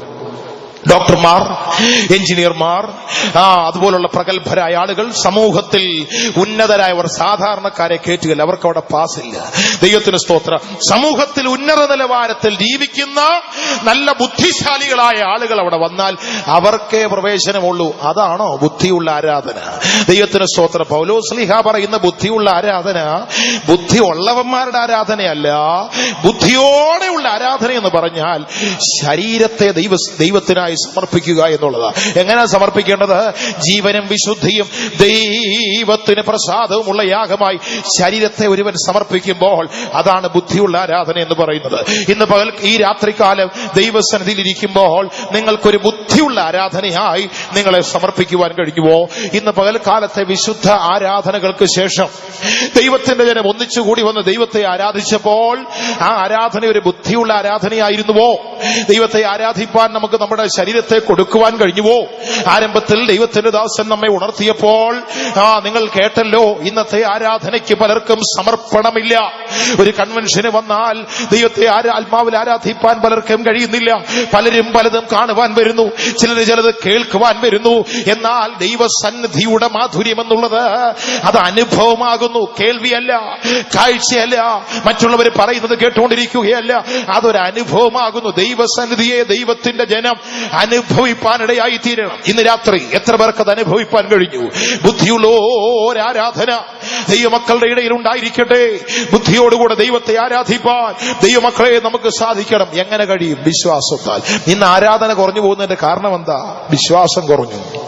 അത് ആരാധന കുറഞ്ഞത്. ആദിമ പിതാക്കന്മാർക്ക് വിശ്വാസം ഉണ്ടായിരുന്നതുകൊണ്ട് അവർക്ക് ആരാധനയിൽ ജീവനുണ്ടായിരുന്നു. അതുകൊണ്ടാണ് ആദിമ പിതാക്കന്മാർ ദൈവത്തെ ആരാധിച്ചപ്പോൾ ആരാധനയിൽ അവരുടെ മധ്യേ ഉണ്ടായിരുന്ന കെട്ടുകൾ അഴിഞ്ഞ് സ്വതന്ത്രരായി അവർ മടങ്ങിപ്പോയതിന്റെ കാരണം ആദിമ പിതാക്കന്മാർ കാരാഗ്രഹത്തിൽ കിടക്കുന്നു. സഹായിപ്പാൻ ആരുമില്ല, ആശ്വാസം പറയുവാൻ ആരുമില്ല. ദൈവത്തിന് സ്തോത്രം. അപ്പോസ്തലനായ യോഹന്നാൻ പത്മോസിൽ പോയി ഭംഗി വാക്ക് പറയുവാൻ ആളില്ല, സമാധാനം പറയുവാൻ ആളില്ല, ഒരു നല്ല വാക്ക് പറഞ്ഞ് ധൈര്യപ്പെടുത്തുവാൻ ആളില്ല, പ്രസംഗം കേൾപ്പിക്കുവാൻ അവിടെ ആളില്ല, പ്രസംഗിക്കുവാനും അവിടെ ആളുണ്ടായിരുന്നില്ല. പക്ഷേ കർത്തൃ ദിവസത്തിൽ ആ വിശുദ്ധൻ ആത്മവിവശതയിലായി. അപ്പോസ്തലന്മാർ കാരാഗ്രഹത്തിൽ കിടന്നു, ആരും സഹായിപ്പാനില്ല. സഹതടവുകാർ, ക്രൂരന്മാരായ കള്ളന്മാരും ദുഷ്ടന്മാരും കിടക്കുന്ന തടവറയിൽ വിശുദ്ധന്മാരായിരിക്കും ആരാധിക്കുമ്പോൾ അവർക്കവിടെ മറ്റൊന്നും നോക്കുവാനില്ല. പുറം കണ്ണുകൾ അടഞ്ഞു, അകം കണ്ണുകൾ തുറന്നു. അത് വിശ്വാസത്തിന്റെ കണ്ണുകളായിരുന്നു. ദൈവത്തെ ആരാധിപ്പാൻ ഒരു ഭക്തന് കഴിയണമോ? ബാഹ്യ നേത്രങ്ങൾ മൂടി അകം കണ്ണുകൾ തുറക്കണം. ഇന്ന് പലരുടെ അകം കണ്ണുകൾ മൂടി പുറം കണ്ണുകൾ ഇങ്ങനെ തുറന്നിരിക്കുകയാണ്. ആരാധനയ്ക്ക് കണ്ടിട്ടില്ല ചിലരിങ്ങനെ കണ്ണ് മുഴപ്പിച്ച് നമുക്ക് തോന്നിപ്പോ ഇപ്പൊ ഇതിങ്ങ് പുറത്തേക്ക് വരുമോ എന്ന് തോന്നും. അതുപോലെ ഇങ്ങനെ നോക്കിക്കൊണ്ടിങ്ങനെ വെള്ളയ്ക്കാ പോലുള്ളത് ഇങ്ങനെ ഉരുട്ടി ഉരുട്ടി എല്ലാവരെയും കണ്ടുകൊണ്ടിരിക്കുകയാ. പുറം കണ്ണുകൾ അങ്ങ് അടയട്ടെ. പുറം കണ്ണുകൾ അടഞ്ഞാൽ ആരാധന ഉണ്ടാകുമോ എന്ന് ചോദിച്ചാൽ ഉണ്ടാകുമെന്നല്ല ഞാൻ പറയുന്നത്. ബാഹ്യ കാഴ്ചകൾ മൂടട്ടെ, അകം കണ്ണുകൾ, അതാണ് വിശ്വാസത്തിന്റെ കണ്ണുകൾ, അതങ്ങോട്ട് തുറന്നു വരട്ടെ. ഒരു ഭക്തന്റെ വിശ്വാസത്തിന്റെ കണ്ണ് തുറക്കുമ്പോൾ അവൻ ഉയരത്തിലൊരു പർവ്വതത്തെ കാണും. ആ പർവ്വതത്തിൽ യേശു നിൽക്കും. അത് സിയോൻ പർവ്വതമാകുന്നു. ആ പർവ്വതത്തിൽ യേശു നിൽക്കും. അവന്റെ കരം ഉയർന്നു നിൽക്കും. വിടുവിക്കുന്ന കരം. സ്തേഫാനോസ് എന്ന ഭക്തൻ തന്റെ ജീവിതത്തിന്റെ സായാഹ്നത്തിൽ കല്ലേറുകൊണ്ട് മരിക്കുവാൻ തുടങ്ങുമ്പോൾ ആത്മാവിൽ നിറഞ്ഞ് സ്വർഗത്തേക്ക് നോക്കിയപ്പോൾ സ്വർഗം തുറന്ന കാഴ്ച ആ ഭക്തൻ കണ്ടു. ഇന്ന് രാത്രി ഇവിടെ വന്നിരുന്ന് ആരാധിച്ച ദൈവമക്കൾ സ്വർഗം തുറന്ന കാഴ്ച കണ്ടവർ കയ്യുയർത്തി ഒരു ഹല്ലേലൂയ പറഞ്ഞു. ആണ്ട് 2-3 അപ്പച്ചന്മാരേ ഉള്ളൂ. ബാക്കി എല്ലാവരുടെയും കണ്ണ് തുറന്ന് ഇവിടുത്തെ ഏതാണ്ടൊക്കെ കണ്ടുകൊണ്ടിരിക്കുക. അല്ല പ്രിയമുള്ളവരെ, ആത്മനിറവോടെ സ്വർഗത്തിലേക്ക് നോക്ക് എന്ന് പറഞ്ഞ ആകാശത്തേക്ക് ഇങ്ങനെ നോക്കി നിൽക്കണം എന്നല്ല. ഗലീലാ പുരുഷന്മാരായ ശിഷ്യന്മാര് യേശുവിന്റെ സ്വർഗാരോഹണ വേളയില് അതിങ്ങനെ മേലോട്ട് നോക്കി നിൽക്കുകയാ. ആരാധന മേലോട്ട് നോക്കി നിൽക്കുന്നതല്ല.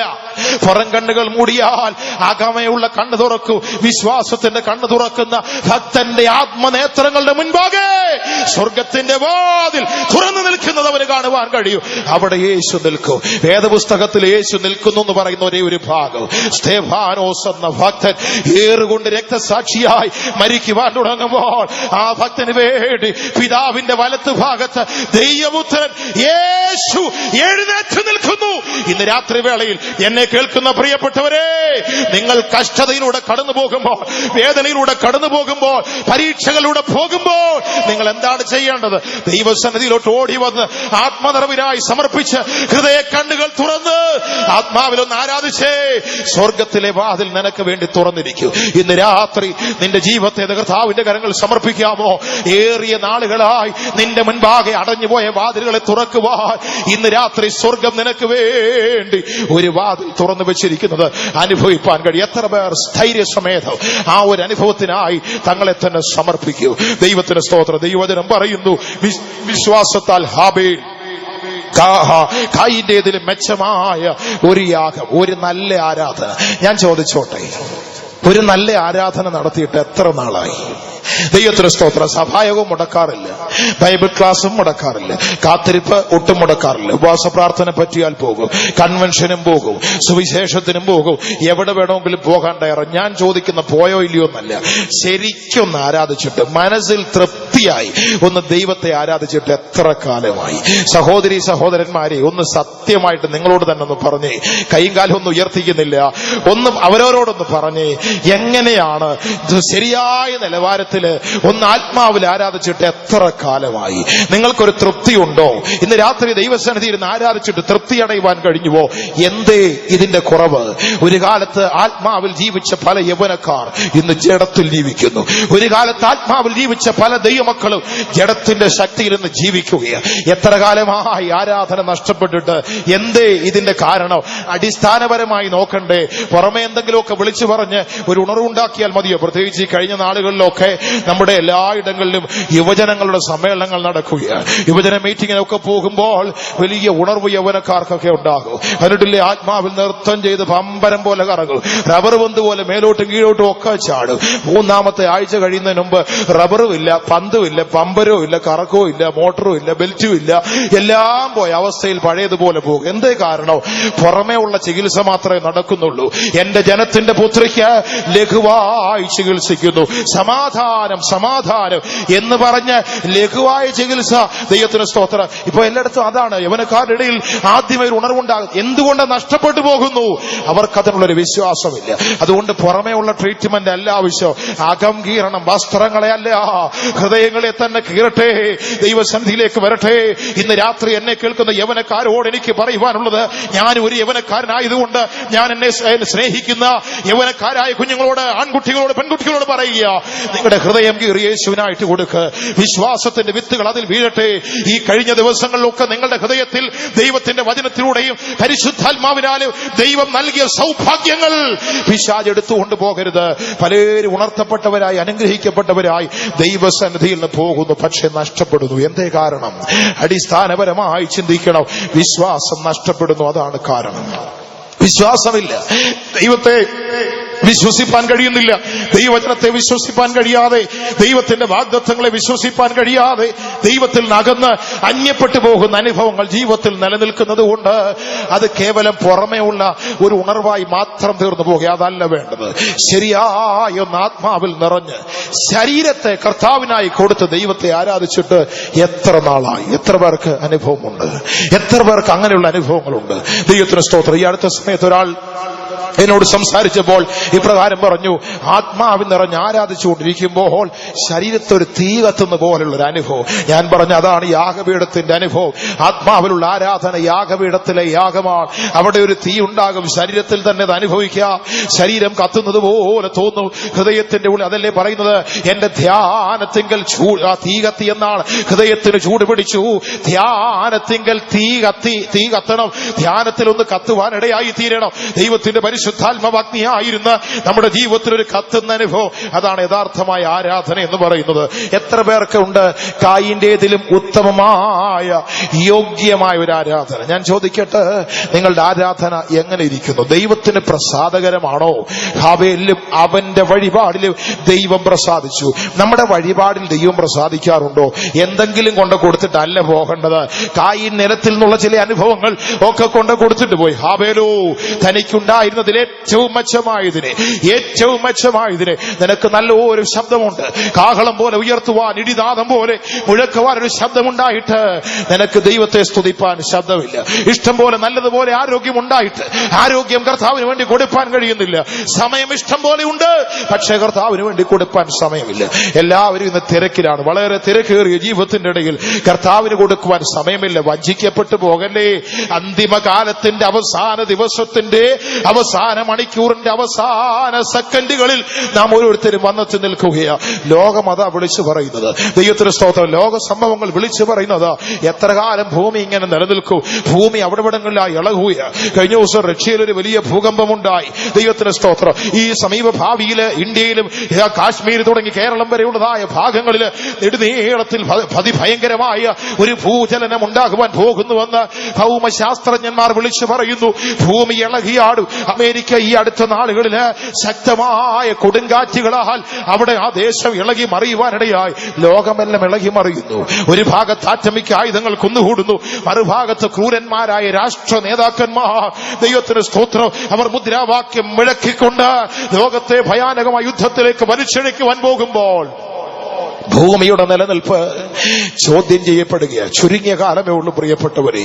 അതിനിടയിൽ ദൈവത്തെ ആരാധിക്കുക. ഹൃദയം കർത്താവിന് വേണ്ടി കൊടുക്ക്.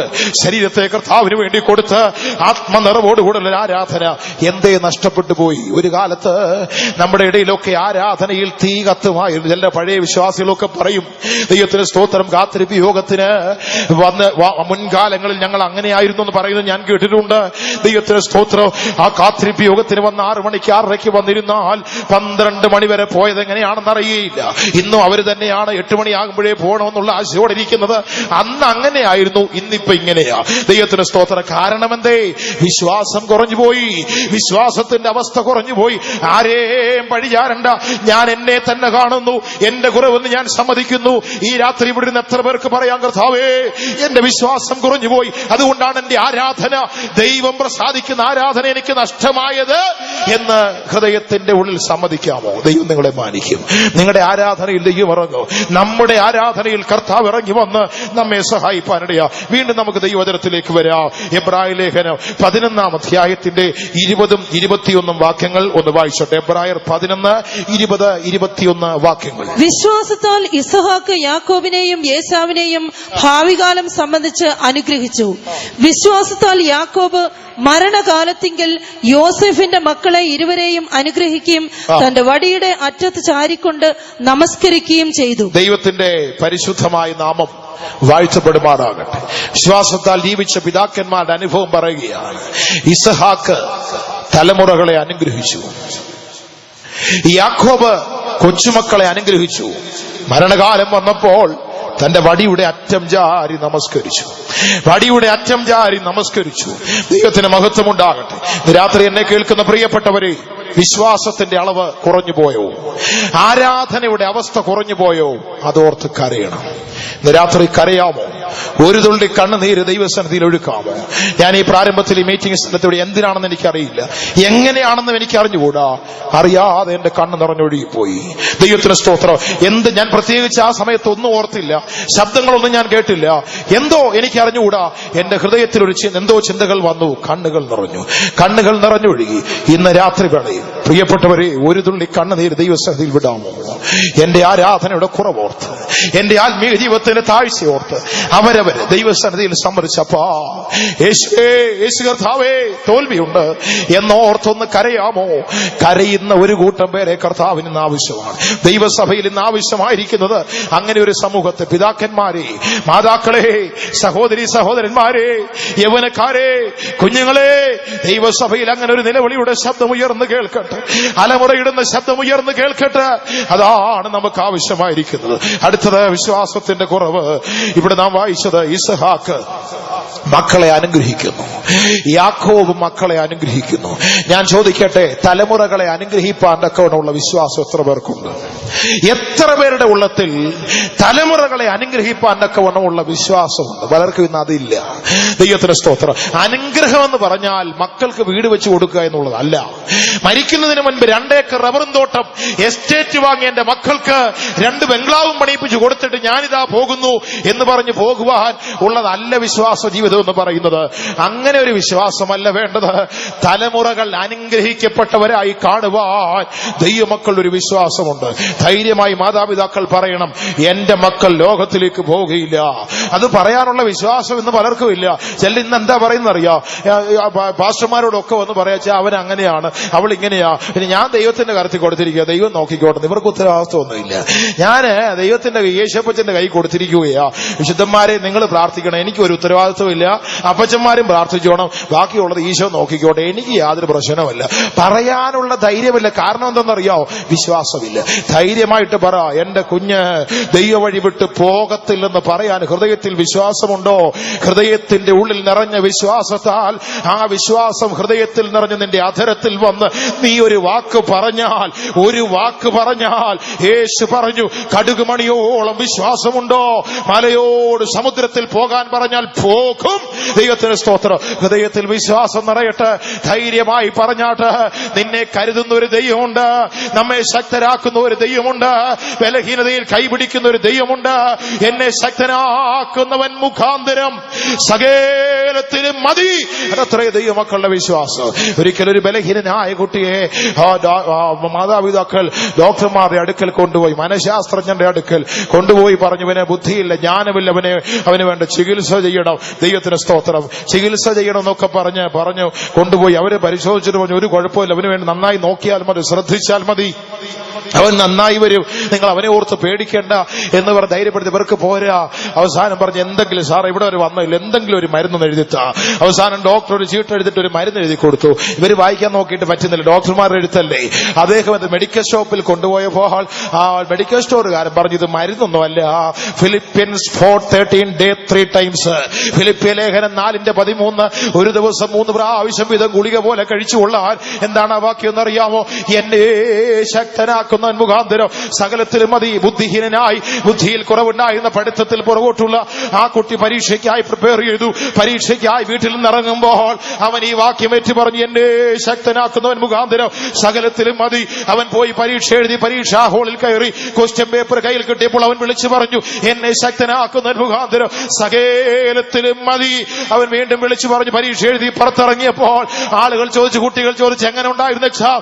അവൻ വിളിച്ചു പറഞ്ഞു, എന്നെ ശക്തനാക്കുന്നവൻ മുഖാന്തരം മുഖാന്തരം സകലത്തിലും മതി തോറ്റുപോകുമെന്ന് വിചാരിച്ചവർ പരീക്ഷയുടെ റിസൾട്ട് വന്നപ്പോൾ നല്ല മാർക്കോടെ പാസ്സായി. കാരണം ശക്തനാക്കുന്നു ഒരു ദൈവം. സകലത്തിലും മതി, സകലത്തിലും മതി, സകലത്തിലും മതി. അതാണ് വിശ്വാസം. പിതാക്കന്മാർ തങ്ങളുടെ തലമുറകളെ അനുഗ്രഹിപ്പാൻ തക്കവണ്ണം വിശ്വാസത്തിന് നിറവിൽ അവർ ജീവിച്ചവരായിരുന്നു. ഇന്ന് രാത്രി ഞാൻ ചോദിക്കട്ടെ, എത്ര പേർക്ക് ഉണ്ട് ആ ഒരു വിശ്വാസം? ഇസഹാക്ക് വായിച്ചാട്ടെ, 11:20 വാക്യം ഒരിക്കൽ കൊടുന്ന് വായിച്ചാട്ടെ. വിശ്വാസത്താൽ ഇസഹാക്ക് യാക്കോബിനെയും ഏസാവിനെയും ഭാവികാലം സംബന്ധിച്ച് അനുഗ്രഹിച്ചു. ഭാവി ഓർത്തവരെ അനുഗ്രഹിക്കണം. ഭാവി എന്ന് പറഞ്ഞാൽ എന്താ? കുഞ്ഞുങ്ങളുടെ ഭാവി എന്ന് പറഞ്ഞാൽ അവർ ഡോക്ടറായി, അവർ എഞ്ചിനീയറായി, അവര് വക്കീലന്മാരായി, അവർ നഴ്സുമാരായി, ഇങ്ങനെ പോകുന്ന ഭാവിയല്ല. ഭാവികാലം ഓർത്തവൾ പുഞ്ചിരി തൂകുന്നൊരു വചനം ബൈബിളിലുണ്ട്. ദൈവസഭയുടെ ഭാവികാലം യേശുവിനോടുകൂടെ യുഗായുഗങ്ങൾ നിത്യതയിൽ അതിനെ ഓർക്കണം. ആ കാലം സംബന്ധിച്ചുള്ള അനുഗ്രഹം ഉണ്ടാകണം. ദൈവത്തിന് സ്തോത്രം. പിതാക്കന്മാരെ, നിങ്ങളുടെ മക്കളെ ആ നിലവാരത്തിൽ നിങ്ങൾ അനുഗ്രഹിക്കുന്നവരാകണം. ഭാവികാലം സംബന്ധിച്ച് തലമുറകളെ ആ നിലയിൽ അനുഗ്രഹിക്കുന്ന ഒരു കൂട്ടം മാതാപിതാക്കൾ നമ്മുടെ ഇടയിൽ എഴുന്നേൽക്കട്ടെ. ഭാവി കാലത്തിന് വേണ്ടി അവരെ ധൈര്യപ്പെടുത്തുന്ന ഒരു കൂട്ടം ദൈവമക്കൾ നമ്മുടെ ഇടയിൽ എഴുന്നേറ്റ് വരട്ടെ. അടുത്തത് യാക്കോബ്. ദൈവത്തിന് സ്തോത്രം. വിശ്വാസത്താൽ യോസഫിന്റെ മക്കളെ അനുഗ്രഹിച്ചു. യോസഫിന്റെ കൊച്ചുമക്കളെ, മക്കളെ മാത്രമല്ല കൊച്ചുമക്കളെയും വിളിച്ച് അനുഗ്രഹിച്ചു. ദൈവത്തിന് സ്തോത്രം. എന്നിട്ടോ വടിയുടെ അറ്റം ചാരി നമസ്കരിച്ചു. ഏതാണ് ഈ വടി എന്നറിയാമോ? ദൈവത്തിന് സ്തോത്രം. പ്രായമാകുമ്പോഴൊക്കെ ആളുകളുടെ കയ്യിൽ ആളുകൾ എടുത്തു കൊടുക്കുന്ന വടിയുണ്ടല്ലോ. ദൈവത്തിന് സ്തോത്രം. ഈ കാലങ്ങളിലൊക്കെ വിദേശത്തു നിന്ന് മക്കളൊക്കെ വരുമ്പോൾ നല്ല ഗോൾഡൻ സ്റ്റിക്കുമായിട്ടൊക്കെയാണ് വരുന്നത്. അപ്പച്ചന് ഊന്നി നടക്കുവാൻ ഉള്ള വടി അതുമായിട്ടൊക്കെയാണ് വരുന്നത്. എന്ന് പറഞ്ഞാൽ അപ്പച്ചൻ സ്വർണ്ണ വടി കൊണ്ട് ഇവിടെ ഊന്നി നടന്നോ, ഞങ്ങൾ അവിടെ പൊക്കോളാമെന്ന. ദൈവത്തിന് സ്തോത്രം. അതും പറ്റുന്നില്ലെങ്കിൽ ചിലര് അപ്പന്മാരെ അമ്മമാരെ ഓൾഡ് ഏജ് ഹോമിൽ കൊണ്ടിട്ടിട്ട് മാസം 10,000 രൂപ കൃത്യമായിട്ട് കൊടുത്തോളൂ, അപ്പച്ചൻ സുഖമായിട്ട് വൃദ്ധസദനത്തിൽ കിടന്നോളാം. ദൈവത്തിന് സ്തോത്രം. ഇങ്ങനെയുള്ള അനുഭവം, പുറമേയുള്ള അനുഭവങ്ങളല്ല നമുക്ക് ആവശ്യം. വടിയുടെ അറ്റം എന്ന് പറഞ്ഞാൽ ഈ വടി സ്വർണ്ണവടി ആയിരുന്നില്ല. ദൈവത്തിന് സ്തോത്രം. മുമ്പൊരു വടി യാക്കോബിന്റെ കയ്യിലുണ്ട്. ഇപ്പൊ അപ്പൂപ്പനായി. ദൈവത്തിന് സ്തോത്രം. പ്രായമായ വല്യപ്പനായിരിക്കുകയാണ്. മരണകാലം ഏതാണ്ട് അടുത്തപ്പോൾ മക്കളായി, കൊച്ചുമക്കളായി. വല്യപ്പച്ചനായി ഇങ്ങനെ ഇരിക്കുമ്പോൾ ഏതാണ്ട് മരണത്തോടടുത്തപ്പോൾ കൊച്ചുമക്കളെ വിളിച്ചു, കൈപിണച്ചു വെച്ചവരെ അനുഗ്രഹിച്ചു. ഒരു വടി ഉണ്ടായിരുന്നു, അതിന്റെ അറ്റം ചാരി നമസ്കരിച്ചു. ഈ വടി എന്തെന്നറിയാമോ? സഹോദരനെ പേടിച്ച് മരണഭയത്താൽ യാക്കോബ് വീട് വിട്ട് അമ്മാച്ചന്റെ വീട്ടിലേക്ക് ഒരിക്കൽ ഓടിയ ഒരു ഓട്ടമുണ്ട്. അന്ന് കയ്യിൽ ഒറ്റ വടിയേ ഉണ്ടായിരുന്നുള്ളൂ. യാബൂക്ക് കടവ് കടക്കുമ്പോൾ കയ്യിലുണ്ടായിരുന്ന ഒരു വടി. ആ വടി ഏതെന്നറിയാമോ? ദൈവത്തിന്റെ വാഗ്ദത്തമാകുന്ന വടി. പിതാവിൽ നിന്ന് ലഭിച്ച ദൈവവാഗ്ദത്തങ്ങൾ അനുഗ്രഹമായി ആ ഭക്തന് അന്നുണ്ടായിരുന്നത് അവസാനം വരെയും സൂക്ഷിച്ചു. ചിലരാണെങ്കിൽ വാഗ്ദത്തം കിട്ടിയാല് ന്യൂ ഇയറില് ജനുവരി മാസം 1-ാം തീയതി ആകും വാഗ്ദത്തത്തിന് പിടിവലി ഉണ്ടാക്കുന്ന ആളുകളെ കാണാം. ദൈവത്തിന് സ്തോത്രം. ഒരിക്കൽ ഒരു സഭയില് ദൈവത്തിന് ദാസൻ വാഗ്ദത്തക്കാട് കൊടുത്തുകൊണ്ടിരിക്കുമ്പോൾ രണ്ടുപേരും ഒരുമിച്ച് വന്ന് ഒറ്റക്കാടെ കയറി പിടിച്ചു. രണ്ടുപേരും വിടുകയില്ല. കാരണം ആദ്യം പിടിച്ച് എന്റെയാണെന്നുള്ള രീതിയിൽ ഒരു അപ്പച്ചനും ഒരു യവനക്കാരനും. അവസാനം അപ്പൻ ജയിച്ചു. അപ്പൻ പിടിച്ചതും കൊണ്ട് പോയി. ദൈവത്തിന് സ്തോത്രം. വാഗ്ദത്തത്തിന് വേണ്ടി പിടിവലി കൂട്ടുന്ന ആളുകൾ. ദൈവത്തിന് സ്തോത്രം. 3-ാമത്തെ ആഴ്ച ഈ വാഗ്ദത്തക്കാട് ചുരുട്ടി മോന്റെ കയ്യിലെടുത്തു കൊടുക്കും കളിക്കാൻ. അവനെടുത്ത് കളിച്ച് വള്ളം ഉണ്ടാക്കി ഷൂ എന്ന് പറഞ്ഞൊരു ഏറും കൊടുക്കും. വാഗ്ദത്തം പോയെന്ന്. അന്ന് യാക്കോബിന്റെ കയ്യിൽ കിട്ടിയ വാഗ്ദത്തത്തിന്റെ വടി മരിക്കാൻ നേരത്തും കയ്യിലുണ്ട്. ആ വടിയുടെ അറ്റത്തോട്ടൊന്ന് തൊട്ടു നമസ്കരിച്ചു. ദൈവം നൽകിയ വാഗ്ദത്തങ്ങൾ മരണകാലം വരെ കൂടെ ഇരിക്കട്ടെ. യേശു ക്രിസ്തു ഇന്നലെയും ഇന്നും എന്നേക്കും അനന്യനാകുന്നു. അവൻ ചെയ്ത വാഗ്ദത്തങ്ങൾ നിവർത്തിപ്പാൻ ശക്തനാൾ. ഇന്ന് രാത്രി എന്നെ കേൾക്കുന്ന വാത്സല്യ ദൈവമക്കളെ, കഴിഞ്ഞ കാലങ്ങൾ നിന്നോട് അരുളി ചെയ്ത വാഗ്ദത്തങ്ങൾ ജീവിതത്തിൽ നിവർത്തിക്കപ്പെടുവാൻ താമസമുണ്ടോ? എത്ര കാലതാമസം നേരിട്ടാലും നിന്റെ ജീവിതത്തിൽ അത് നിവർത്തിച്ചു തരുവാൻ ദൈവം വിശ്വസ്തൻ. ദൈവം വിശ്വസ്തൻ. ദൈവമക്കൾക്കൊന്ന് ഏറ്റു പറയാമോ? എന്റെ ദൈവം വിശ്വസ്തൻ. എന്റെ തലമുറകളോട് ചെയ്തത്, എന്നോട് പറഞ്ഞത് നിവർത്തിക്കുവാൻ എന്റെ യേശു, എന്റെ ദൈവം, എന്റെ പിതാവ്, അവൻ വിശ്വസ്തനത്രേ. അത് പറയാൻ എത്ര പേർക്ക് ധൈര്യമുണ്ട്? പറയാൻ പറ്റുമെങ്കിൽ ഒന്ന് പറ. നാവ് തുറന്ന് അതരം തുറന്ന് പറ. എന്നോട് വാഗ്ദത്തം ചെയ്തവൻ അവൻ വിശ്വസ്തനോ, അവനത് നിവർത്തിക്കും. അവൻ വാഗ്ദത്തങ്ങൾ വിശ്വസ്തനായ കർത്താവാ. വഴിയിൽ നിന്നെ വിട്ടേച്ചു പോകുന്നവനല്ല. ഒരിക്കലും ഒരു കാലത്തും ഒരിടത്തും നിന്നെ വിട്ടിട്ട് പോകുന്നവനല്ല നിന്റെ കർത്താവ്. വാഗ്ദത്തത്തിൽ വിശ്വസ്തൻ. പക്ഷേ അതിന്റെ അറ്റം നമസ്കരിപ്പാൻ, അതിന്റെ അറ്റം ജാരി നമസ്കരിപ്പാൻ നിന്റെ കയ്യിൽ അത് ഉണ്ടാകണം. ദൈവത്തിന് സ്തോത്രം. അത് കഴിയണമോ? വിശ്വാസത്താൽ ജീവിക്കണം. വിശ്വാസത്താൽ ജീവിച്ചവർക്ക് മാത്രമേ വാഗ്ദത്തങ്ങളെ മുറുകെ പിടിപ്പാൻ കഴിയൂ. പലർക്കും ദൈവം കൊടുത്ത വാഗ്ദത്തങ്ങൾ പലതും ഉണ്ടെങ്കിലും മുറുകെ പിടിപ്പാൻ തക്കവണ്ണമുള്ള വിശ്വാസമില്ല. ഇസ്ഹാക്ക് ഭാവി കാലം സംബന്ധിച്ച് തലമുറകളെ അനുഗ്രഹിച്ചു. യാക്കോബോ തന്റെ മക്കളെയും കൊച്ചുമക്കളെയും അനുഗ്രഹിച്ചിട്ട് മരണകാലം വന്നപ്പോൾ ദൈവ വാഗ്ദത്തങ്ങളെ കൂടെ കൊണ്ട് നടന്നു. ഭക്തന്മാരെ, ദൈവം തന്ന വാഗ്ദത്തങ്ങൾ മരണകാലം വരെയും കൂടെ ഇരിക്കട്ടെ. അവൻ പറഞ്ഞത് ഉവ്വ് ഉവ്വ്, ഇല്ല എന്ന് പറഞ്ഞെങ്കിൽ ഇല്ല, ഉണ്ട് എന്ന് പറഞ്ഞെങ്കിൽ അത് അങ്ങനെ തന്നെ, അതിന് യാതൊരു മാറ്റവുമില്ല. അതവൻ നിവർത്തിക്കും, അതവൻ നിവർത്തിക്കും, അതവൻ നിവർത്തിക്കും. വാഗ്ദത്തങ്ങൾ ചെയ്തവൻ വിശ്വസ്തനായി നമ്മുടെ മധ്യേ ഇരുന്ന് നമ്മുടെ ജീവിതത്തിൽ നിവർത്തിക്കുവാൻ അവൻ ശക്തനായ ദൈവമാണ്. കുറവ് സംഭവിച്ചോ ഓർത്ത് കരയാമോ? ജീവിതത്തിൽ വന്ന തോൽവി ഓർത്ത്, വിശ്വാസ ജീവിതത്തിൽ വന്ന തോൽവി ഓർത്ത് ദൈവസന്നിധിയിൽ കരയാമോ? ഈ ലോക ജീവിതയാത്രയിൽ ചിലപ്പോൾ സഹായത്തിന് ആരും കാണുകയില്ല. നമ്മെ ആശ്വസിപ്പിക്കുവാൻ ചിലപ്പോൾ ആരും കാണുകയില്ല. സഹായത്തിന് വേണ്ടി നമ്മുടെ മുൻപിൽ നിൽക്കേണ്ടവർ മുഖം തിരിച്ച് പുറം കാട്ടിപ്പോയേക്കാം. പക്ഷെ നീ വിശ്വാസത്താൽ ജീവിക്കണം, വിശ്വാസത്താൽ ജീവിക്കണം. അതാണ് ഈ മാർഗം. ദൈവമക്കളെ, നമ്മുടെ ഈ മാർഗത്തിന്റെ പ്രത്യേകത അതാ. വിശ്വാസത്താൽ നാം ജീവിക്കണം. കർത്താവിന്റെ വേലക്കാർ വിശ്വാസത്താൽ ജീവിക്കണം. ദൈവത്തിന്റെ ജനം, ദൈവസഭയും വിശ്വാസത്താൽ ജീവിക്കുന്നവരാകട്ടെ. നിങ്ങൾ എവിടെയും പോയിക്കോ, ഏത് സാഹചര്യത്തിലും പോയിക്കോ. യേശുവിന്റെ ശിഷ്യന്മാർ ഒരിക്കൽ രാത്രി മുഴുവൻ അധ്വാനിച്ച് അവരുടെ ജീവിതയാത്രയിൽ അധ്വാനിച്ച് ഭാരപ്പെട്ട് കലങ്ങി നിൽക്കുമ്പോൾ യേശു പറഞ്ഞതാ, ആഴത്തിലേക്ക് നിൽക്കുന്നുണ്ട്, അവിടേക്കൊന്ന് വലയിറക്ക്. അവര് പറഞ്ഞില്ല, നാഥ, ഞങ്ങൾ രാത്രി മുഴുവൻ അധ്വാനിച്ച് ഞങ്ങളുടെ അറിയാവുന്ന പണിയെല്ലാം ചെയ്ത് കൊടിഞ്ഞു നിൽക്കുകയാണ്. പക്ഷെ അവര് പറഞ്ഞൊരു വാക്ക് എന്നെ വളരെ ചിന്തിപ്പിക്കാറുണ്ട്. എങ്കിലും നിന്റെ വാക്കിന് ഞങ്ങൾ വലയിറക്കാം. അതാണ് വിശ്വാസം. ദൈവത്തിന്റെ വാഗ്ദത്തങ്ങളെ വിശ്വസിക്കുന്ന ഭക്തൻ ദൈവത്തിന്റെ വാക്കുകളെ അതുപോലെ കേളു. നിന്റെ വാക്കിനിറക്ക. ഞങ്ങളുടെ കഴിവിലല്ല, ഞങ്ങളുടെ ബുദ്ധിയിലല്ല, നിന്റെ വാക്കിൽ ഞങ്ങൾ ഇറക്കി അവരുടെ വല നിറഞ്ഞു. ഇന്ന് രാത്രിയിലും വിശ്വാസത്താൽ ജീവിക്കുന്ന ഭക്തന്മാരെ, നിങ്ങൾക്ക് വേണ്ടി കരുതുവാൻ ദൈവത്തിന്റെ പക്കൽ ധന സമ്പാദ്യങ്ങളുണ്ട്. അവന്റെ പക്കൽ ധനമുണ്ട്, അവന്റെ പക്കൽ മാനമുണ്ട്, പുരാതന സമ്പത്തും ഐശ്വര്യങ്ങളും അനുഗ്രഹങ്ങളും സകലതും അവന്റെ പക്കലുണ്ട്. ദൈവകരങ്ങൾ സമർപ്പിച്ചു കൊടുത്താൽ, വിശ്വാസത്താൽ ജീവിച്ചാട്ട്, ദൈവമുഖത്ത് നോക്കി ജീവിച്ചാട്ട്, യേശുവിനെ വിശ്വസിച്ചാട്ട്, അവന്റെ വാഗ്ദത്തങ്ങളെ മുറുകെ പിടിച്ചാട്ട് ലോകത്തിലേക്ക് നോക്കല്ലേ. ഒരുപക്ഷെ ഈ മാർഗത്തിലേക്ക് വന്ന നിമിത്തം നിന്ദകൾ, പഴികൾ, ദുഷികൾ, ആക്ഷേപങ്ങൾ എല്ലാവരും തള്ളി, എല്ലാവരും ഉപേക്ഷിച്ചു. പേര് വിടക്കെന്ന് പറയുമ്പോൾ ആരുമില്ലാത്ത സാഹചര്യങ്ങൾ, ഒറ്റപ്പെടലുകൾ വരുമ്പോൾ അവിടെ നമ്മെ കരുതുന്നവർ, അവിടെ നമ്മെ സഹായിക്കുന്നവർ, രാത്രിയുടെ ഭീകരതകൾ, രാത്രിയുടെ ഭയാനതകൾ ജീവിതത്തിൽ കടന്നു വരും. സഹായിപ്പാൻ ആരും കാണുകയില്ല. പക്ഷേ ദൈവം തന്റെ ദൂതനെ നമ്മുടെ മുൻപാകെ അയച്ചിട്ടുണ്ട്. ചില വർഷങ്ങൾക്ക്, ഒരു 10-12 വർഷങ്ങൾക്ക് മുൻപ് ഞാനൊരു സഭയിലായിരിക്കുമ്പോൾ ഞാൻ അവിടുന്ന് രാത്രിയിൽ അങ്കമാലി എന്ന സ്ഥലത്തു നിന്ന് ദൈവത്തിന് സ്തോത്രം എറണാകുളത്തേക്ക് കൺവെൻഷന്റെ നൈറ്റ് പ്രയറിന് വേണ്ടി പോവുകയാണ്. പകൽ അവിടെ ഒരു വിശ്വാസഭവനത്തിലെ പണികളും ഒക്കെ കഴിഞ്ഞ് രാത്രി 11:30 ആയ സമയത്ത് ഒരു പഴയ അംബാസഡർ കാർ ഉണ്ടായിരുന്നു. രണ്ടുപേര് ചേർന്ന് പിടിച്ചാൽ പോലും നിൽക്കുകയില്ല.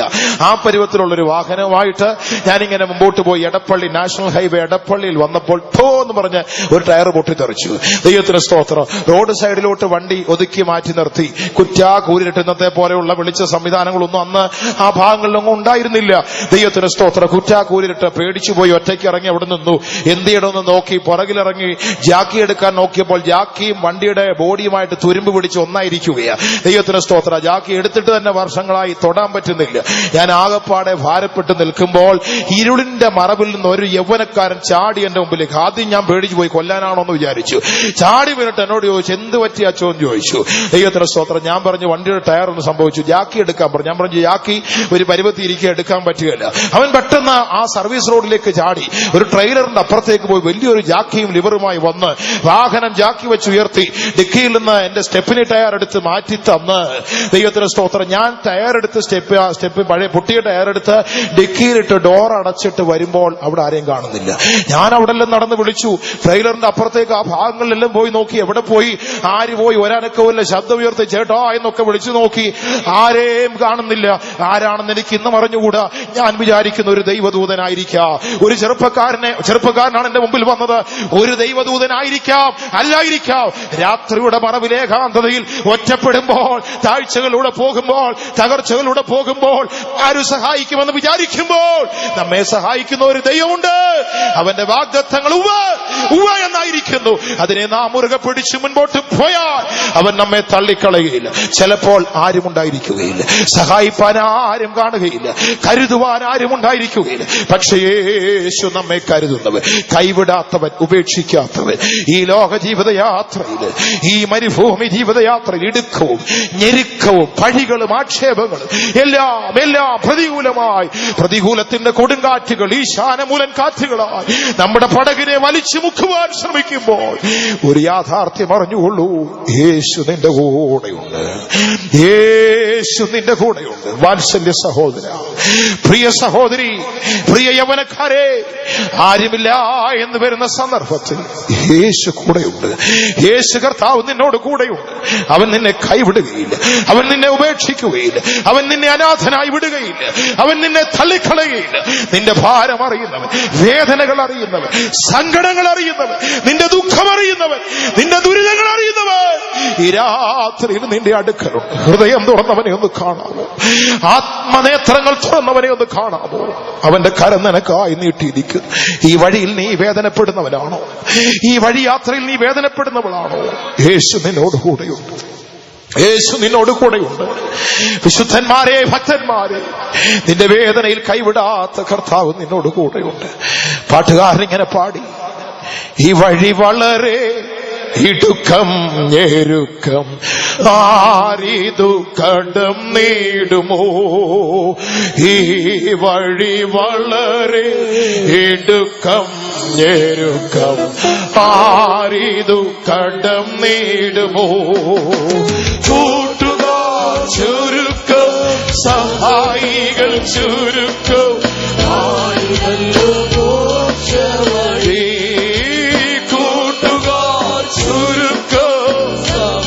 ദൈവമക്കൾ ചേർന്നൊരു നിമിഷം പാടിയാട്ടെ. വഴി കഷ്ടതകൾ തീർക്കുവാൻ സിദ്ധന്മാരെ, ഓ പെട്ടെന്നേശു വന്നിടുമേ. ഓ കഷ്ടതകൾ തീർക്കുവാൻ സിദ്ധൻ. പാട്ടറിയാവുന്നവർ ചേർന്നൊരു നിമിഷം കരങ്ങളെ തട്ടി ഒന്ന് പാടിയാ. യേശു കൂടെ ഉണ്ടെന്നുള്ള ഉറപ്പോടെ പാടിയാട്ടെ. കൊണ്ടുകൾ തീർത്തിടൂ കണ്ണോടെ,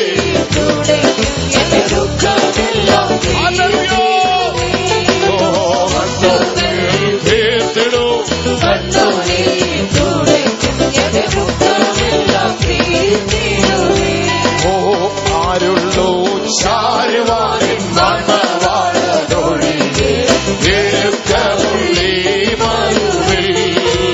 ആരുള്ളൂ. യേശുവിനെ കണ്ടുകൊണ്ട് പാടിയാട്ടെ. ആത്മാവിൽ കർത്താവ് നിന്റെ അടുക്കൽ നിൽക്കുന്നത് കണ്ടുകൊണ്ട് പാടും സഹോദരി. അങ്ങനെ പാടിയാട്ട് സഹോദരങ്ങളെ.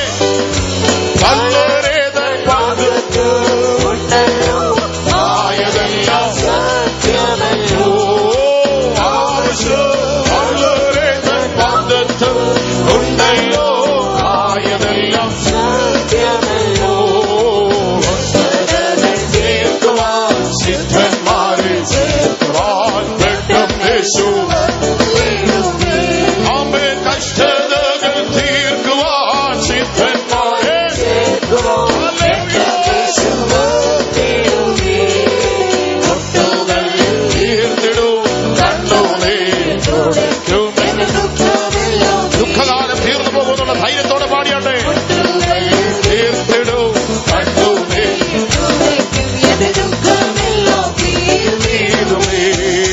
കണ്ണുനീരിൻ താഴ്വര നിന്നകൾ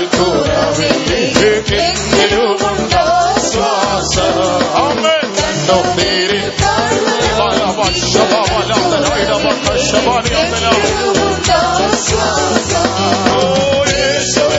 സാക്ഷ്യമോ സത്യമോ ജനവും, ഓ യേശുവേ സാക്ഷ്യമോ സത്യമോ ജനവും, ആത്മല്ലോ ഒരു കഷ്ടതകൾ തീർക്കുമോ? കഷ്ടതകൾ തീർക്കുവാ നമ്മുടെ യേശു വരും. പ്രിയമുള്ളവരെ, നമ്മുടെ കഷ്ടതകൾ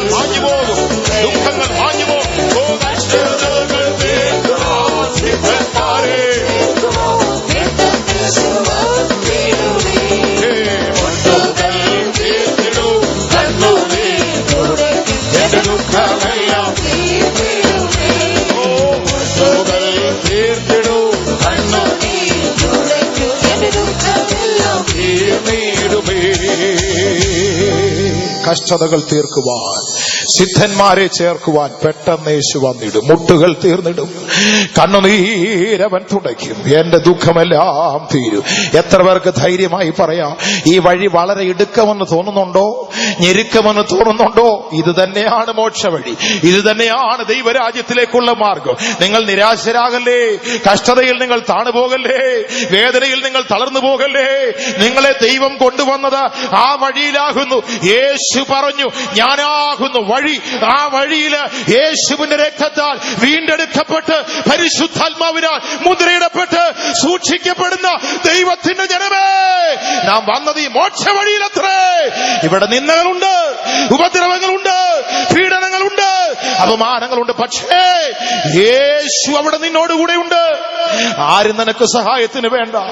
നിന്റെ ഉറ്റവർ, നിന്റെ ഉടയവർ, നിന്റെ ബന്ധുക്കൾ, സ്നേഹിതർ എല്ലാവരും കൈവിടും. കൂട്ടുകാർ, സ്നേഹിതർ, ബന്ധുക്കൾ, നാം പാടിയല്ലോ, കൂട്ടുകാർ ദൂഷിക്കട്ടെ, നാട്ടുകാർ പഴിക്കട്ടെ, യേശുവിന്റെ സാക്ഷ്യ നിമിത്തം വരുന്നതാണ്. സന്തോഷത്തോടെ സഹിച്ചോ, നിനക്ക് വേണ്ടി സ്വർഗത്തിന്റെ വാതിൽ കഷ്ടതയിലും തുറക്കൂ, നിത്യതയുടെ രാജ്യമായും തുറക്കാൻ പോകുന്നു. നിന്റെ വേദനകൾ അന്ന് തീരും, നിന്റെ കണ്ണുനീരന്നവൻ തുടച്ചു കളയും.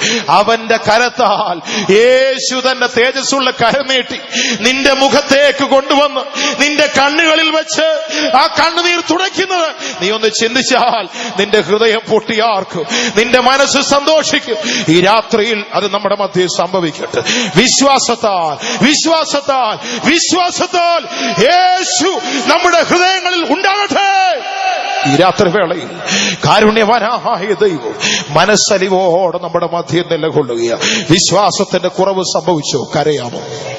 നിലവിളിക്കാമോ? അലറിക്കരയാമോ ദൈവത്തോട്? കർത്താവേ, തോൽവി സംഭവിച്ചു പോയി, ബലഹീനത സംഭവിച്ചു പോയി, വിശ്വാസത്തിൽ കുറവ് സംഭവിച്ചു, മറ്റുള്ളവരെ അനുഗ്രഹിപ്പാൻ, ആ വാഗ്ദത്തങ്ങളെ മുറുകെ പിടിപ്പാനുള്ള വിശ്വാസം എനിക്ക് നഷ്ടപ്പെട്ടു. പലപ്പോഴും ഞാൻ ബലഹീനനായി, ഞാൻ അധൈര്യപ്പെട്ടു, ശത്രുവിനെ കണ്ട് പേടിച്ചു, പരീക്ഷകളെ കണ്ട് അമ്പരന്നു പോയി. കർത്താവേ, സംഭവിച്ചു, തോൽവി വന്നുപോയി, വിശ്വാസത്തിൽ കുറവ് വന്നു. തുറന്ന് കർത്താവിനോട് പറ, യേശുവിനോട് പറ, യേശുവിനോട് പറ. ദൈവത്തിന് സ്തോത്രം. യേശു പറയുന്നു, നിങ്ങളെ ഓർത്ത് കരഞ്ഞാട്ട്, നിങ്ങളെ ഓർത്ത്, ഇതോർത്ത് കരയാമോ? ജീവിതത്തിന്റെ ബലഹീന വശങ്ങൾ ഓർത്ത്. ദൈവത്തിന് സ്തോത്രം. ഈ വിശ്വാസ ജീവിതത്തിൽ വന്ന തോൽവി ഓർത്ത് ചിലര് അതിനൊന്നും വലിയ പ്രാധാന്യം കൊടുക്കുന്നില്ല. അതിനായിരിക്കട്ടെ പ്രാധാന്യം. വിശ്വാസ ജീവിതത്തിന്റെ പരാജയങ്ങൾ ഓർത്ത് ദൈവസന്നിധിയിൽ കരയുവാൻ നമുക്ക് സാധിക്കട്ടെ. വീണ്ടും നാം ദൈവവചനത്തിലേക്ക് വരുമ്പോൾ എബ്രായ ലേഖനം 11:22 വാക്യത്തിൽ യോസഫിനെ നമുക്ക് കാണാം. വായിച്ചാട്ട് 22 വാക്യം. വിശ്വാസത്താൽ യോസേഫ് താൻ മരിപ്പാറായപ്പോൾ ഇസ്രായേൽ മക്കളുടെ പുറപ്പാടിന്റെ കാര്യം ഓർപ്പിച്ചു, തന്റെ അസ്ഥികളെ കുറിച്ച് കൽപ്പന കൊടുത്തു. അസ്ഥികളെ കുറിച്ചുള്ള കൽപ്പനയും കൊടുത്തു. വിശ്വാസമുള്ളവർക്ക് ഇത് പറയാൻ പറ്റൂ. ഒന്ന്, പുറപ്പാടിന്റെ കാര്യം ഓർപ്പിച്ചു, കാലം ഓർപ്പിച്ചു. രണ്ട്, അസ്ഥികളെ കുറിച്ചുള്ള കൽപ്പനയും കൊടുത്തു. വിശ്വാസമുള്ളവർക്ക് മാത്രമേ പുറപ്പാടിനെ കുറിച്ച് ഓർമ്മയുള്ളൂ. അല്ലാത്തവരെല്ലാം ഇവിടെ ദീർഘകാലം കഴിച്ചു കൂട്ടാം എന്നുള്ള ചിലരുടെയൊക്കെ പദ്ധതികൾ കണ്ടു കഴിഞ്ഞാൽ യേശു 25 വർഷം കഴിഞ്ഞ് വരുമെന്ന് പ്രതീക്ഷിച്ചിരിക്കുന്നവരുണ്ട്. ഉണ്ടോ? നമ്മുടെ ഇടയിൽ തന്നെ കാണും. ഉണ്ടെന്നുള്ളത് ഉറപ്പാണ്. കാരണം എന്തെന്നറിയോ? 25 വർഷം കൊണ്ട് അടച്ചു തീർക്കാനുള്ള ലോൺ എടുത്തിരിക്കുക. അവരുടെ ചിന്ത അതിനുശേഷമേ യേശു വരത്തുള്ളതാ. ചിലര് 7 വർഷം, ചിലര് 13 വർഷം. ഇതൊക്കെ അതിനുശേഷം യേശു വരുമെന്നുള്ള സങ്കല്പത്തിലാണ് 5, 7, 10, 12, 16, 25 എന്നൊക്കെയുള്ള കണക്കില് ഇങ്ങനെ ലോൺ എടുത്ത് കൂട്ടിയിരിക്കുക. അടയ്ക്കാൻ 25 വർഷം കൊണ്ട് തീർന്നോളും ദൈവദാസനെ എന്നാ പറയുന്നത്. നല്ല കാര്യമാ. യേശു നാളെ വരുമോ, ഇപ്പോൾ വരുമോ, എപ്പോൾ വരും നമ്മൾ അറിയുന്നില്ല. വരും, സമയം നിശ്ചയമല്ല. ചിലര് ദീർഘകാല പദ്ധതികളുമായി മുമ്പോട്ട് പോവുകയാ. അവർക്ക് പുറപ്പാടിന്റെ കാര്യമൊന്നും ഓർമ്മയില്ല. ദൈവത്തിന് സ്തോത്രം. യോസഫ് എന്ന ഭക്തൻ മിസ്രയീമിന്റെ ആ അവസ്ഥയിലായിരിക്കുമ്പോൾ, മരിക്കുവാൻ തുടങ്ങിയപ്പോൾ തന്റെ തലമുറകളെ അടുക്കൽ വിളിച്ചിട്ട് പറഞ്ഞു, ഇത് നമ്മുടെ സ്വന്തം ദേശമല്ല. നമ്മുടെ അപ്പന്റെ കാലത്ത്, ഞാൻ മന്ത്രിയായിരുന്നപ്പോഴും, നമ്മുടെ അപ്പൻ ജീവനോടുണ്ടായിരുന്ന സമയത്തൊക്കെ ഇവിടെ വന്നു ഞാൻ മന്ത്രിയായിരുന്നത് കൊണ്ട് അന്നത്തെ ഫറവോൻ നമുക്ക് ഇങ്ങനെയുള്ള സാഹചര്യങ്ങൾ തന്നു. പക്ഷേ ഇത് നമ്മുടെ ദേശമല്ല. ഇവിടെ പീഡനമുണ്ടാകും, ഇവിടെ കഷ്ടതയുണ്ടാകും. നിങ്ങൾ ഇവിടുന്ന് പുറപ്പെട്ടു പോകേണ്ടവരാണ്. നമ്മുടെ വല്യപ്പച്ചനോട് ദൈവം പറഞ്ഞൊരു വാഗ്ദത്തമുണ്ട്. നിന്റെ സന്തതി സ്വന്തമല്ലാത്ത ദേശത്ത് 400-ൽ പരം വർഷങ്ങൾ അടിമകളായി പാർക്കുമെന്നുള്ള അവരുടെ പരദേശ പ്രയാണ യാത്രാകാലം തികയുമ്പോൾ, ദൈവം പറഞ്ഞ വാഗ്ദത്തങ്ങൾ അവരിൽ നിവർത്തിക്കപ്പെടുമ്പോൾ അവിടെ നിന്ന് അവർ പുറപ്പെട്ടു പോകേണ്ടവരാണ് എന്ന് അവരുടെ തലമുറകളെ ഓർപ്പിക്കുവാൻ ജോസഫിന് കഴിഞ്ഞു. എപ്പോൾ? എങ്ങനെ? വിശ്വാസത്താൽ മരണകാലമായപ്പോൾ. ആർക്കത് പറയാൻ കഴിയുന്ന പുറപ്പാടിനെ കുറിച്ച് ഞാൻ ചോദിക്കട്ടെ, മാതാപിതാക്കളെ, യേശുവിന്റെ വരവിനെ കുറിച്ച് മക്കളോട് പറയുന്നവർ എത്ര പേരുണ്ട്? മക്കളോട് യേശുവിന്റെ വരവിനെ കുറിച്ച് പറയുന്നവർ കുഞ്ഞുങ്ങളെ ഇവിടുന്ന് പോകേണ്ടവരാണ്, ദൈവരാജ്യമുണ്ട്, നമുക്കവിടേക്ക് പോകണമെന്ന് ഭക്ഷണം കഴിക്കാനിരിക്കുമ്പോൾ മക്കളോട് പറയുന്ന മാതാപിതാക്കൾ കൈവൊക്കി ഹല്ലേലൂയ പറയാൻ പറഞ്ഞ എത്ര പേര് പറയും? ദൈവത്തിന് സ്തോത്രം. ഭക്ഷണത്തിനിരിക്കുന്ന സമയത്ത് മറ്റു പലതും, സഭയിലുള്ള കൂട്ടുവിശ്വാസിയുടെ കുറവ്, കുറ്റം, നടത്തിപ്പുകാരുടെ പോരായ്മ, പ്രസംഗത്തിന്റെ വീക്ക്നെസ്, പാട്ടിന്റെ പോരായ്മ, മൈക്കിന്റെ പോരായ്മ, ഇതെല്ലാം പറയാൻ മാതാപിതാക്കൾ, കുടുംബങ്ങൾ, തലമുറകൾ സമയം ചെലവഴിക്കുമ്പോൾ അതെന്താ അങ്ങനെ സംഭവിക്കുന്നത്? വിശ്വാസത്താൽ തലമുറകളെ വളർത്തിയെടുത്ത് ദൈവരാജ്യത്തിലേക്കുള്ള പ്രയാണം, ഇവിടെ നിന്ന് പുറപ്പെട്ട് ദൈവരാജ്യത്തിലേക്ക് പോകണം എന്നുള്ള വസ്തുതാപരമായ വിഷയം അവരെ ഓർപ്പിക്കുവാൻ ഇന്ന് പലർക്കും കഴിയാത്തതിന്റെ കാരണം വിശ്വാസം കുറഞ്ഞു. കരയാമോ? അതോർത്ത് കരയാമോ? കർത്താവേ, എനിക്ക് കഴിഞ്ഞില്ലല്ലോ. കഴിഞ്ഞ എത്രയോ നാളുകൾ എന്റെ കുഞ്ഞുങ്ങളോട് യേശു വരും മക്കളെ, അതിനുവേണ്ടി ഒരുങ്ങണമെന്ന് പറയുവാൻ കഴിയാതെ പോയത് ഓർത്ത് കരയാമോ? വിശ്വാസത്താൽ മാത്രമേ പുറപ്പാടിനെ കുറിച്ച് പറയാൻ കഴിയൂ. പലർക്കും ഇവിടുന്ന് പുറപ്പെട്ടു പോകണമെന്നും ആഗ്രഹമില്ല. ദൈവത്തിന് സ്തോത്രം. പണ്ടൊരു പ്രായമുള്ള അമ്മച്ചി പ്രാർത്ഥിച്ചതുപോലെ, അമ്മച്ചി ഇങ്ങനെ മക്കളായി, കൊച്ചുമക്കളുടെ മക്കളുമായി 90-ലധികം പ്രായമുള്ള അമ്മച്ചി രോഗക്കിടക്കയിൽ ബലഹീനപ്പെട്ട് കിടക്കയിലായിരിക്കുമ്പോൾ മക്കളെല്ലാം അടുത്ത് വന്നു. പുറത്തുള്ളവരും നാട്ടുകാരും വീട്ടുകാരും എല്ലാം വന്ന് അവസാനത്തെ ഏൽപ്പിച്ചു കൊടുക്കുന്ന പ്രാർത്ഥനയൊക്കെ നടന്നുകൊണ്ടിരുന്നപ്പോൾ ദൈവത്തിന് സ്തോത്രം, അമ്മച്ചി അവസാനമായിട്ട് പറഞ്ഞു, കുഞ്ഞുങ്ങളെ ഞാൻ ഒന്ന് പ്രാർത്ഥിക്കാമെന്ന് പറഞ്ഞു. അമ്മച്ചി അവസാനം പ്രാർത്ഥിച്ചു, കർത്താവേ, ഈ ഇവരുടെയൊക്കെ ഇടയിൽ കിടന്ന് കഷ്ടപ്പെടുന്ന കാര്യങ്ങളൊക്കെ ഓർത്തിട്ട് അമ്മച്ചി അവസാനം പറഞ്ഞു, കർത്താവേ, ഇവരുടെ നടുവിൽ കിടന്ന് എന്നെ ഇങ്ങനെ കഷ്ടപ്പെടുത്താതെ ഇവരെല്ലാം അങ്ങ് എടുത്തോണേന്ന് പറഞ്ഞു. ദൈവത്തിന് സ്തോത്രം. അമ്മച്ചി 97 വയസ്സായെങ്കിലും പോകാൻ ആഗ്രഹമില്ല. കൂടെ നിൽക്കുന്നവരെല്ലാം മേലോട്ട് പറഞ്ഞു വിടണമെന്നോ അവർക്ക് റീത്ത് വെക്കണമെന്നോ അവർക്ക് അനുശോചനം അയക്കണമെന്നൊക്കെയുള്ള ആഗ്രഹത്തിലാണ് 97-കാരി ഇരിക്കുന്നത്. ഇന്ന് പലർക്ക് ഇവിടം വിട്ട് പോകണമെന്നുള്ള ചിന്തയില്ല, ഇവിടെ ഇങ്ങനെ അടക്കി പിടിച്ചുകൊണ്ടിരിക്കണം എന്നുള്ളതാ. എത്ര പിടിച്ചാലും മുകളിലോട്ട് വലിച്ചെടുക്കുന്ന ശ്വാസം തിരിച്ചു വിടാൻ പറ്റിയില്ലയോ? പോയി. നാട്ടുകാർ പറയും പോയി. എന്ത് പോയി? ചത്തുപോയി. ദൈവത്തിന് പോയി. ദൈവത്തിന് മഹത്വം ഉണ്ടാകട്ടെ. ചത്തുപോയി എന്ന് പറഞ്ഞാൽ സത്തുപോയി, അകത്തുള്ളത് പോയി, പോകേണ്ടത് പോയി. എത്ര ബലവാനാണെങ്കിലും, എത്ര പ്രാപ്തനാണെങ്കിലും, ധനികനായാലും ബലവാനായാലും പോകും. ദൈവത്തിന് സ്തോത്രം. സകല മനുഷ്യന്റെയും അവസാനം ഇങ്ങനെയാകുന്നു എങ്കിൽ ബലവാൻ തന്റെ ബലത്തിൽ പ്രശംസിക്കുന്നത് എന്തിന്? ധനവാൻ തന്റെ ധനത്തിൽ പ്രശംസിക്കുന്നത് എന്തിനാണെന്ന് ഒരു പ്രശംസയും വേണ്ട. ഒരു ദിവസം ഇവിടം വിട്ട് പോകേണ്ടതായിട്ട് വരൂ. ഈ മണ്ണിനോട് യാത്ര പറയും, ഈ ഭൂമിയോട് യാത്ര പറയും, ഉണ്ടാക്കിയെടുത്ത വീടിനോട് യാത്ര പറഞ്ഞ് സൗഭാഗ്യങ്ങളെ വിട്ട് ബൈ പറഞ്ഞ് പോകേണ്ടതായ ഒരു സമയം നമ്മുടെ അടുക്കൽ വരും. അതുകൊണ്ട് ദൈവമക്കൾ ഓർത്തുകൊള്ളണം, ഇത് നമ്മുടെ താൽക്കാലിക ദേശമാണ്. ഇവിടം വിട്ട് നാം പോകേണ്ടവരാ. വിശ്വാസത്താൽ യോസേഫ് എന്ന് പറയുന്ന ഭക്തൻ തന്റെ തലമുറകളോട് വിളിച്ചു പറഞ്ഞു, ഇവിടം വിട്ട് പുറപ്പെട്ട് പോകേണ്ടവരാണ് നാം. ഇത് നമ്മുടെ സ്വന്തം ദേശമല്ല. പുറപ്പാടിനെ കുറിച്ച് ഓർപ്പിക്കാറുണ്ടോ? ഇവിടുന്ന് പോകേണ്ടവരെന്ന് മറ്റുള്ളവരോട് പറയുവാൻ തക്കവണ്ണമുള്ള വിശ്വാസം നമ്മുടെ എത്ര പേരുടെ ഉള്ളത്തിലുണ്ട്? മാത്രമല്ല, അസ്ഥികളെ കുറിച്ചൊരു കൽപ്പന വിശദമാക്കി പറയുവാൻ സമയം പോരാ. അസ്ഥി എന്ന് പറഞ്ഞാൽ വേദപുസ്തക അടിസ്ഥാനത്തിൽ അതിനെ ഉപദേശങ്ങളായിട്ടാണ് നമുക്ക് പഠിക്കുവാൻ സാധിക്കുന്നത്. ദൈവത്തിന് സ്തോത്രം. ഉപദേശത്തിന്റെ സത്യങ്ങൾ വിശ്വാസമുള്ളവർക്കേ പറയാൻ കഴിയൂ. ദൈവത്തിന് സ്തോത്രം. മാതാപിതാക്കളെ, കുഞ്ഞുങ്ങളെ ഉപദേശം പഠിപ്പിക്കുന്ന എത്ര പേരുണ്ട്? കുഞ്ഞുങ്ങളെ MBBS പഠിപ്പിക്കുന്നവരുണ്ട്, പിന്നെ മെഡിസിൻ പഠിപ്പിക്കുന്നവർ, നഴ്സിംഗ് പഠിപ്പിക്കുന്നവർ, എഞ്ചിനീയറിംഗ്, ബിടെക്, എംടെക്, ഇതെല്ലാം പഠിപ്പിക്കുവാൻ ആഗ്രഹിച്ച് പരിശ്രമിക്കുന്നവർ നല്ലത് തന്നെ. ആയുസ്സും കാലമുണ്ടെങ്കിൽ എല്ലാം ചെയ്തുകൊള്ളു, നല്ലതാണ്. പക്ഷേ അതിന്റെ ഇടയിൽ ഉപദേശം കൂടെ അവരെ ഒന്ന് പഠിപ്പിക്കണം. ദൈവത്തിന്റെ സഭയ്ക്കൊരു ഉപദേശമുണ്ട്. മാനസാന്തരപ്പെട്ട് ജീവിക്കണം. ജലസ്നാനം എന്ന സത്യം അവർ ഏറ്റെടുക്കുവാനിടയായി തീരണം. ദൈവത്തിന്റെ സ്തോത്രം. ഒരു വേർപെട്ട ജീവിതം ചെയ്യണം. പരിശുദ്ധാത്മാവിനെ പ്രാപിച്ച് മുൻപോട്ട് പോകണം. അപ്പോസ്തലികമായ അനുഭവത്തിൽ വിശ്വാസത്താൽ ജീവിക്കണം. ദൈവത്തിന്റെ സ്തോത്രം. ഒരു വിശുദ്ധീകരണത്തെ പ്രാപിക്കണം, ജയജീവിതത്തെ പ്രാപിക്കണം, ആ പൂർണ്ണതയെ പ്രാപിക്കണം. ആ പൂർണ്ണതയ്ക്ക് വേണ്ട ഉപദേശങ്ങൾ വചനത്തിൽ നിന്ന് കണ്ടെത്തണം. ഇതൊക്കെ ഈ അനുഭവങ്ങൾ, അസ്ഥിയെക്കുറിച്ചുള്ള കൽപ്പനകളാണ്. ദൈവത്തിന്റെ ജനം വിശ്വാസമുണ്ടെങ്കിൽ ഒന്നാമത് യേശു വരുമ്പോൾ ഇവിടെ നിന്ന് പുറപ്പെട്ടു പോകണമെന്നു അതിനാവശ്യമായ ദൈവസത്യങ്ങൾ, ദൈവിക സത്യങ്ങളാകുന്ന ഉപദേശങ്ങൾ തലമുറകളെ പഠിപ്പിക്കുവാൻ, അഭ്യസിപ്പിക്കുവാനിടയായി തീരണം. എത്ര പേർക്ക് സാധിക്കുന്നുണ്ട്? മാതാപിതാക്കളെ, നിങ്ങൾക്ക് കുഞ്ഞുങ്ങളെ അത് പഠിപ്പിക്കുവാൻ കഴിയുന്നുണ്ടോ? കുഞ്ഞുങ്ങൾക്ക് വേണ്ടി ആ കാര്യങ്ങൾ ചെയ്യുവാൻ എത്ര പേർക്ക് സാധിക്കുന്നുണ്ട്? പോരായ്മയാണോ ദൈവസന്നിധിയിൽ കരയാമോ? ജീവിതത്തിൽ വന്നുപോയ വിശ്വാസത്തിന്റെ കുറവുകളോർത്ത് നിങ്ങളെ ഓർത്ത് കരയണം. ദൈവത്തിന് സ്തോത്രം. ഞാനിപ്പോൾ വിളിച്ചു പറയുന്നത് ഒരു വലിയ നൂതനമായ സന്ദേശങ്ങളൊന്നുമല്ല. നിങ്ങൾക്കെല്ലാം അറിയാവുന്നത്, എത്രയോ പ്രാവശ്യം കേട്ടിട്ടുള്ളത്, ആരെല്ലാം നിങ്ങളെ പഠിപ്പിച്ചിട്ടുള്ളത്. പുതുതായി ഒന്നും പറയുവാൻ എന്റെ പക്കലില്ല. ദൈവത്തിന്റെ വചനത്തിൽ നിന്ന് നമ്മുടെ മനസ്സാക്ഷിയിൽ ഉണർവുണ്ടാകാൻ വേണ്ടി മാത്രം ഞാൻ ഈ കാര്യങ്ങൾ ഓർപ്പിക്കുന്നു.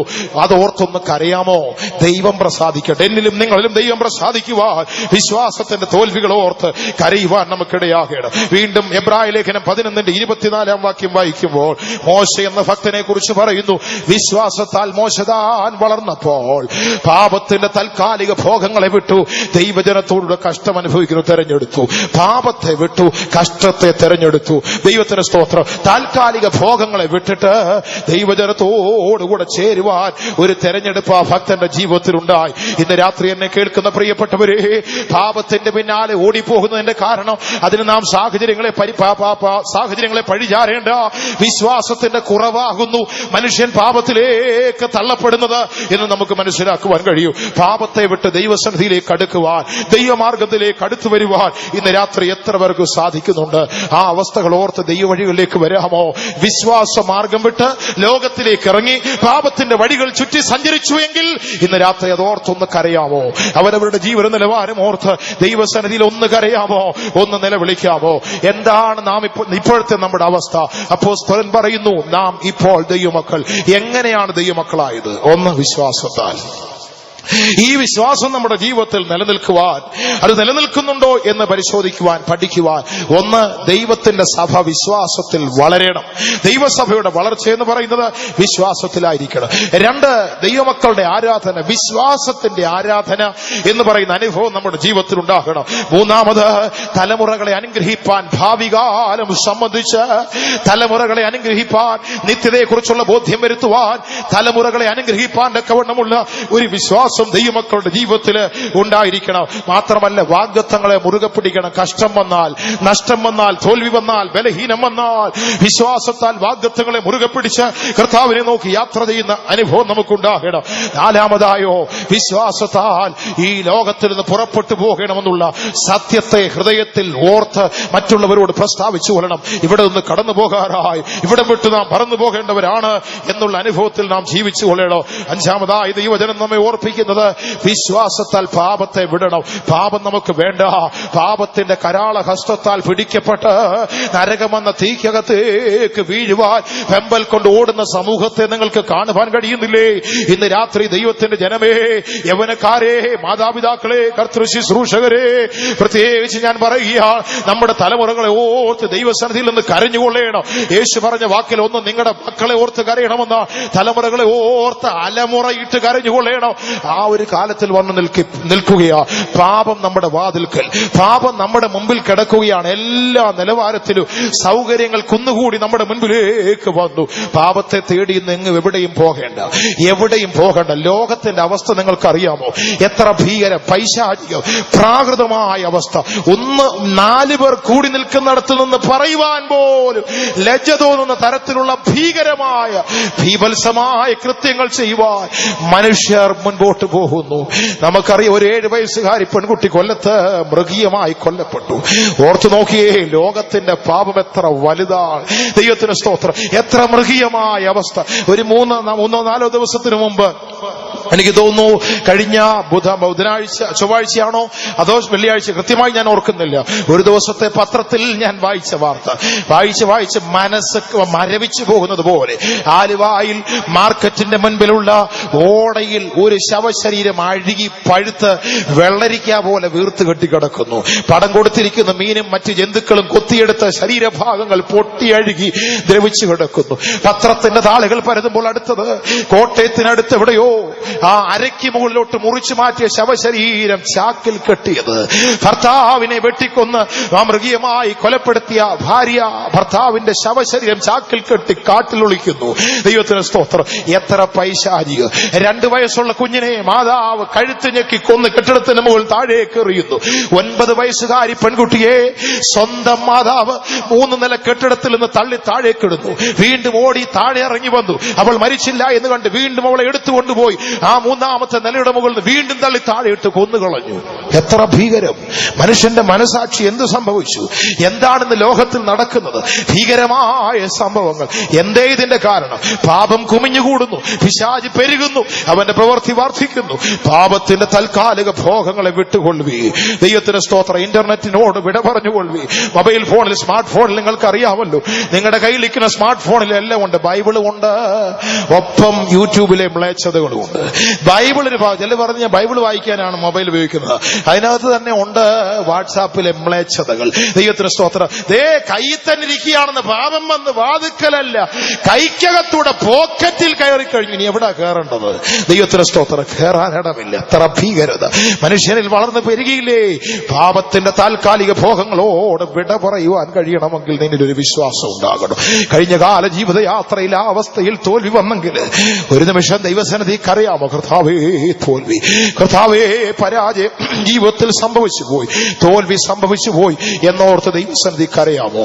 ഇന്ന് രാത്രി ദൈവസന്നിധി വന്ന ദൈവമക്കളെ ഒരു നിമിഷം നമ്മുടെ ദേഹാത്മദേഹികൾ ദൈവകരങ്ങൾ സമർപ്പിച്ചു കൊടുത്താട്ടെ. ഈ മീറ്റിംഗിന്റെ സമാപന സമയത്ത് ദൈവത്തിന്റെ പരിശുദ്ധാത്മാവ് നമ്മുടെ മധ്യേ ഒന്ന് ക്രിയ ചെയ്യണം. വിശ്വാസത്തിന്റെ കുറവ് എല്ലാവരും പരിശോധിക്കണം. എല്ലാവരും കണ്ണുകളെ അടച്ചാട്ട് ഒരു നിമിഷം മുഴങ്കാലുകളെ മടക്കിയാട്ട്. യേശു പറഞ്ഞു, നിങ്ങളെ ഓർത്ത് കരവി, നിങ്ങളെ ഓർത്ത് കരവി. ഈ രാത്രി ഇവിടെ സംഭവിക്കേണ്ട ഒരു കാര്യം, ശബ്ദത്തിൽ നിലവിളിക്കുന്ന ഒരനുഭവം ഇന്ന് രാത്രി ഉണ്ടാകണം. കർത്താവിന്റെ വേലക്കാരുടെ ഇടയിലും ദൈവമക്കളുടെ ഇടയിലും അതുണ്ടാകട്ടെ. സ്വയം വിമർശനത്തിന് വിധേയരായി കരയുവാൻ തീരുമാനിക്കാമോ? ദൈവത്തിന് സ്തോത്രം. ഈ വചനങ്ങൾ എന്നോടുള്ളതാണെന്ന് ഏറ്റുകൊള്ളുവാൻ കഴിയുന്നവർ മുഴങ്കാലുകളെ മടക്കി ദൈവസന്നിധിയിലേക്ക് ഹൃദയ കണ്ണുകൾ ഉയരട്ടെ. ഞാൻ എന്റെ കണ്ണ് പർവ്വതങ്ങളിലേക്ക് ഉയർത്തു. ദാസന്റെ കണ്ണ് യജമാനന്റെ മേലേക്ക്, ദാസിയുടെ കണ്ണ് യജമാനത്തിയുടെ മേലേക്കും ഉയർത്തുന്നത് പോലെ ഞങ്ങൾ ഞങ്ങളുടെ കണ്ണ് സൈന്യങ്ങളുടെ ദൈവമായ യഹോവയിലേക്ക് ഉയർത്തുന്നു. ഇന്ന് രാത്രി ഒരു ഉണർവല്ല ഞാൻ ആഹ്വാനം ചെയ്യുന്നത്. ഞാനൊരു വലിയ ഉണർവിന് ഇപ്പോൾ ആഹ്വാനം ചെയ്യുന്നില്ല. ഒരു അനുതാപമുള്ള ഹൃദയം ഇന്ന് രാത്രി ഇവിടെ ഉണ്ടായാൽ സ്വർഗം സന്തോഷിക്കുന്നു. അനുതാപമുള്ള ഒരു ഹൃദയം ഇന്ന് രാത്രി ഇവിടെ ഉണ്ടായാൽ സ്വർഗം സന്തോഷിക്കുകയാണ്. ഇന്ന് രാത്രി കേട്ട വചനത്തിന് മുൻപാകെ നാം വിശ്വാസത്താൽ ദൈവമക്കളായവരാണല്ലോ. വിശ്വാസ ജീവിതത്തിൽ കുറവുണ്ടോ? എത്ര കാലമായി ശരിയായി ശരീരത്തെ വിട്ടുകൊടുത്തു ആരാധിച്ചിട്ട് ആ തോൽവി ഓർത്ത് കരയാൻ കഴിയുന്നവർ കണ്ണുനീർ വിട്ടാട്ടെ. കണ്ണുകളിൽ നിന്ന് കണ്ണുനീർ ധാരധാരയായി ഒഴുകട്ടെ. ഹൃദയമുള്ള ദൈവമക്കളെ, ഹൃദയമുള്ളവരാണോ ഇവിടെ ഇരിക്കുന്നത്? തോൽവികളെ ഓർത്തൊന്ന് കരയാമോ? ഇന്ന് രാത്രി യേശു സിയോനിലെ രാജാവായി നമ്മുടെ മധ്യേ സിംഹാസനത്തെ സ്ഥാപിച്ചിട്ടുണ്ട്. കണ്ണുനീരൊഴുക്കുന്ന ഭക്തന്മാരെ, കരഞ്ഞ് മുറവിളിയിടുന്ന അവരുടെ നെറ്റിവേ അടയാളമിടുവാൻ ഒരു ദൂതനെ അയക്കുകയാ. ഇന്ന് രാത്രി കരയുവാനുള്ള സമയം. ഇപ്പോൾ കരയുന്നവരായി നിങ്ങൾ ഭാഗ്യവാന്മാർ, ഇപ്പോൾ കരയുന്നവരായി നിങ്ങൾ ഭാഗ്യവാന്മാർ, ഇപ്പോൾ കരയുന്നവരായി നിങ്ങൾ ഭാഗ്യവാന്മാർ. നിങ്ങൾ ചിരിക്കുവാൻ പോകുന്നു, സന്തോഷിക്കുവാൻ പോകുന്നു. ഇപ്പോൾ കരയുവാൻ കഴിയുന്നില്ലയോ? കരച്ചിലും പല്ലുകടിയുമുള്ള സ്ഥലത്തേക്ക് തള്ളപ്പെടുവാൻ പോകുക. നിങ്ങൾ ഏതാഗ്രഹിക്കുന്നു? ഇന്ന് തോൽവിയോർത്ത് കരഞ്ഞ് രക്ഷപ്പെടുവാൻ ആഗ്രഹിക്കുന്നുവോ? അതോ കരച്ചിലും പല്ലുകടിയുമുള്ള ആ യാതനാ സ്ഥലത്ത് നരകത്തിലേക്ക് തള്ളപ്പെടുവാൻ ആഗ്രഹിക്കുന്നുവോ? നരകം ഒരു ഭീകരമാണ്. നരകത്തിന്റെ ചിത്രം ഭീകരമാണ്. നമ്മൾ ചിന്തിക്കുന്ന പോലെയല്ല, അത് ഭീഭത്സരൂപമാണ്. എവിടേക്ക് പോകുവാൻ ആഗ്രഹിക്കല്ലേ? ആ നരകാഗ്നിയിൽ നമുക്ക് വെളിയിലേക്ക് വരാം. കണ്ണുകൾ മൂടിയാട്ട്, പുറം കണ്ണുകൾ അടയട്ടെ. ഹൃദയമുള്ളവരുടെ ഹൃദയം ഉടഞ്ഞാൽ കണ്ണുകൾ നിറയട്ടെ. ഹൃദയമുള്ളവരുടെ ഹൃദയം ഉരുകിയാൽ കണ്ണുകൾ നിറയട്ടെ. കണ്ണുകൾ നിറഞ്ഞൊഴുകട്ടെ. ഇന്ന് രാത്രി ഒരു വലിയ ഉണർവിന് ഞാനിപ്പോൾ ആഹ്വാനം തരുന്നില്ല. ഒരു വലിയ ആത്മീക ഉണർവ് ഞാനിപ്പോൾ ഇവിടെ വിളിച്ചു പറയുന്നില്ല. ഇന്ന് രാത്രി ഇവിടെ ഇരിക്കുന്ന ഓരോരുത്തർ, കുഞ്ഞുങ്ങൾ, യൗവനക്കാർ, മുതിർന്നവർ, പ്രായമുള്ളവർ, ഒരുപോലെ കണ്ണുനീർ വിടാമോ? ഒന്ന് അലമുറയിട്ട് കരയാമോ? യേശുവേ എന്നൊന്ന് വിളിക്കാമോ? ആ കുരുടൻ അലറി കരഞ്ഞതുപോലെ എന്റെ കർത്താവേ എന്നൊന്ന് വിളിക്കാമോ? തോൽവിയോർത്ത് കരയാമോ? വിലാപങ്ങളുടെ പുസ്തകത്തിൽ പ്രവാചകനും ജനവും ചേർന്ന് ഒന്നിച്ച് കരയുന്നില്ലേ? ഞങ്ങളുടെ അവസ്ഥകൾ ഒരു കാലത്ത് മനോഹരമായിരുന്നു. ഇന്ന് തകർന്നുപോയി, ഇന്ന് തകർന്നുപോയി, തോൽവി അടഞ്ഞുപോയി. ഇപ്പോൾ കരിക്കട്ട പോലെ ഇരിക്കുകയാ. ഹിമത്തിലും വെണ്മയുള്ളവരായിരുന്നു, പാലിലും നിർമ്മലന്മാരായിരുന്നു. ഇപ്പോൾ കരിക്കട്ട പോലെ ആയിപ്പോയിരിക്കുന്നു. ഓർത്ത് കരയാമോ? അല്പസമയം ശബ്ദമുയർത്തി ദൈവസന്നിധിയിൽ കരഞ്ഞാട്ട് ഒരു നിലവിളിയുടെ ശബ്ദം ഇന്ന് രാത്രിയോട് ഉയർന്നു കേൾക്കട്ടെ. യൗവനക്കാരെ കരയുന്ന ശബ്ദം കേൾക്കട്ടെ. മാതാപിതാക്കളെ നിലവിളിക്കുന്ന ശബ്ദം കേൾക്കട്ടെ. താവിന്റെ വേലക്കാരെ നിലവിളിക്കുന്ന ശബ്ദം. സഭയോർത്ത്, ജനത്തെ ഓർത്ത് കരയുന്ന രാത്രി ഇവിടെ വന്നിരിക്കുന്ന എല്ലാവരും കണ്ണുനീർ വിട്ടുകൊണ്ട് മടങ്ങിപ്പോകട്ടെ. വിശ്വാസത്തിന്റെ കുറവോർത്ത് കരയട്ടെ. ഞാൻ ദൈവസന്നിധിയിൽ എന്നെ സമർപ്പിക്കുന്നു, എന്റെ കരങ്ങളെ സമർപ്പിക്കുന്നു, എന്റെ ശരീരത്തെ ഞാൻ സമർപ്പിക്കുന്നു. ഓരോരുത്തർക്കും അങ്ങനെ പറയാമോ? ഹൃദയത്തെ കർത്താവിന്റെ മുമ്പിൽ പകർന്നാട്ട് അപ്പോസ്തലൻ അപ്പോസ്തലൻ പറയുന്നല്ലോ, ഞാൻ പാനീയാഗമായി ഒഴിക്കപ്പെടുന്നു. ഇന്ന് രാത്രി വേളയിൽ ആ അനുഭവം നമ്മുടെ ജീവിതത്തിൽ ഉണ്ടാകട്ടെ. കണ്ണുകൾ നിറഞ്ഞ് കണ്ണുനീരൊഴുക്കി തോൽവികൾ ദൈവത്തോട് ഏറ്റുപറഞ്ഞാട്ട് ലംഘനങ്ങൾ മറയ്ക്കുന്നവന് ഗുണം വരികയില്ല. ഏറ്റുപറഞ്ഞുപേക്ഷിച്ചാൽ അവർക്ക് കരുണയുണ്ട്, അവർക്ക് ദൈവത്തിന്റെ കരുണയുണ്ട്. ഇന്ന് രാത്രിയിൽ ആ കരുണയുടെ കരം നമുക്കായി നീട്ടപ്പെട്ടിരിക്കുകയാണ്. എത്ര പേർ, ചില മാതാപിതാക്കൾ കരയുന്നു, ചില യൗവനക്കാരുടെ ഹൃദയം തകർന്ന് അവരുടെ കണ്ണിൽ നിന്ന് കണ്ണുനീരൊഴുകുന്നതായി ഞാൻ കാണുന്നു. ഇന്ന് രാത്രി നിങ്ങളോടുകൂടെ യേശു ഉണ്ട്. പ്രിയ യൗവനക്കാരെ, യേശു നിങ്ങളോട് കൂടെയുണ്ട്. മാതാപിതാക്കളെ, സഹോദരി സഹോദരന്മാരെ, യേശു നിങ്ങളോട് കൂടെയുണ്ട്. അവൻ നിങ്ങളെ അനാഥരായി വിട്ടുകളയുകയില്ല. ഈ രാത്രി കേട്ട വചനത്തിന്റെ മുൻപാകെ സമർപ്പണമുള്ള ദൈവമക്കൾ ഒരു നിമിഷം ദൈവസന്നിധിയിൽ താഴ്ത്തി കരയട്ടെ, ശബ്ദമുയർത്തി ദൈവത്തോട് നിലവിളിക്കട്ടെ. Lord, hallelujah, hallelujah. ഞാൻ വെറുതെ കെട്ടുകഥ പോലെ പറഞ്ഞതല്ല. ഇന്ന് രാത്രി നമുക്ക് എല്ലാവർക്കും ആവശ്യം, സഭയായി നമുക്ക് ആവശ്യം ഒരു മടങ്ങിവരവാണ്. യഹോവേ, ഞങ്ങൾ മടങ്ങി വരേണ്ടതിന് ഞങ്ങളെ മടക്കി വരുത്തണം. പാപത്തിന്റെ വഴിയിൽ ജീവിക്കുന്ന യവനക്കാരാ, ഇന്ന് രാത്രി യേശു നിന്നെ സ്നേഹിക്കുന്നു. ഇത് നിനക്ക് ദൈവം തരുന്ന അവസാനത്തെ ചാൻസ് ആണ്. നാളത്തെ ദിനം നിന്റേതല്ല. ഇന്ന് രാത്രി ഹൃദയം യേശുവിന് വേണ്ടി കൊടുത്ത് പാപത്തെ വിട്ട് മടങ്ങി വന്നുകൊള്ളുവീ. ദൈവം നിന്നെ വിളിക്കുകയാ. മാതാപിതാക്കളെ, മക്കളെ ഓർത്ത് കരഞ്ഞുകൊള്ളുവീ. സ്വന്തം ജീവിതങ്ങളെ ഓർത്ത് കരയുവീ. ദൈവസഭയെ, വിശ്വാസത്തിന്റെ തോൽവിയോർത്ത് കരഞ്ഞുകൊള്ളുവീ. അല്പസമയം നിലവിളിയുടെ ശബ്ദം കേൾക്കട്ടെ. നിലവിളിയുടെ ശബ്ദം നമ്മുടെ മധ്യേ കേൾക്കട്ടെ. സ്വർഗത്തിൽ അത് എത്തട്ടെ. ആ കരച്ചിലിന്റെ ശബ്ദം സ്വർഗോന്നതങ്ങളിൽ എത്തട്ടെ. ഹല്ലേലൂയ, ഹല്ലേലൂയ, ഹല്ലേലൂയ, ഹല്ലേലൂയ, ഹല്ലേലൂയ. ജീസസ്, ഹല്ലേലൂയ, ഹല്ലേലൂയ, ഹല്ലേലൂയ, ഹല്ലേലൂയ, ഹല്ലേലൂയ. ആമേൻ. ജീസസ്, ഹല്ലേലൂയ. ദൈവസന്നിധിയിൽ കരയുന്ന, നിലവിളിക്കുന്ന ശബ്ദം ഇന്ന് രാത്രി നമ്മുടെ മധ്യേ മുഴങ്ങി കേൾക്കണം. സ്വർഗം സന്തോഷിക്കണം, പാതാളം നടുങ്ങണം. സ്വർഗം സന്തോഷിക്കണം, പാതാളം നടുങ്ങണം. ദൂതന്മാർ സന്തോഷിക്കുമ്പോൾ പിശാച് ഭയപ്പെടണം.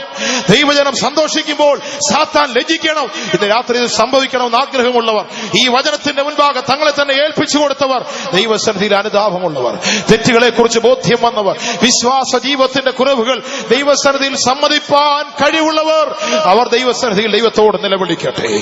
ഒരു നിലവിളിയുടെ അനുഭവം. ഹൃദയം ഉരുകട്ടെ, ഹൃദയമൊന്ന് ഉരുകട്ടെ. ഹല്ലേലൂയ, ഹല്ലേലൂയ. ഓ ജീസസ്, ഹല്ലേലൂയ. അനുതാപമുള്ളവരുടെ മേൽ ദൈവത്തിന്റെ പ്രവൃത്തി നടക്കട്ടെ. അനുദപിക്കുന്ന ദൈവമക്കൾ ദൈവത്തിന്റെ കരവിറങ്ങി വന്നവരെ സ്പർശിക്കട്ടെ. ദൈവസന്നിധിയിൽ താഴ്ത്തുന്നവരുടെ മേൽ ദൈവത്തിന്റെ പ്രവൃത്തി സാധ്യമാകട്ടെ. Hallelujah, hallelujah. സ്വർഗം നോക്കിക്കൊണ്ടിരിക്കുകയാണ്. ഉയരത്തിലെ വാതിൽ തുറന്ന് സ്വർഗത്തിന്റെ നീതിയുള്ള കണ്ണ് നമ്മുടെ മധ്യേ നോക്കിക്കൊണ്ടിരിക്കുകയാണ്. ദേശത്തിലെ വിശ്വസ്തന്മാർ എന്നോടുകൂടെ ഇരിക്കേണ്ടതിന് എന്റെ ദൃഷ്ടി അവരുടെ മേലുണ്ട്. എന്റെ ദൃഷ്ടി അവരുടെ മേലുണ്ട്. ഈ രാത്രി ദൈവത്തിന്റെ ദൃഷ്ടി നിന്റെ മേലുണ്ട് സ്നേഹിത. ദൈവത്തിന്റെ കണ്ണ് നിന്റെ മേലുണ്ട് സഹോദരങ്ങളെ. ഹല്ലേലൂയ, ഹല്ലേലൂയ, ഹല്ലേലൂയ, ഹല്ലേലൂയ. പാപത്തെ സ്നേഹിപ്പാ ഞാനിനി പോകയോ. പാപത്തെ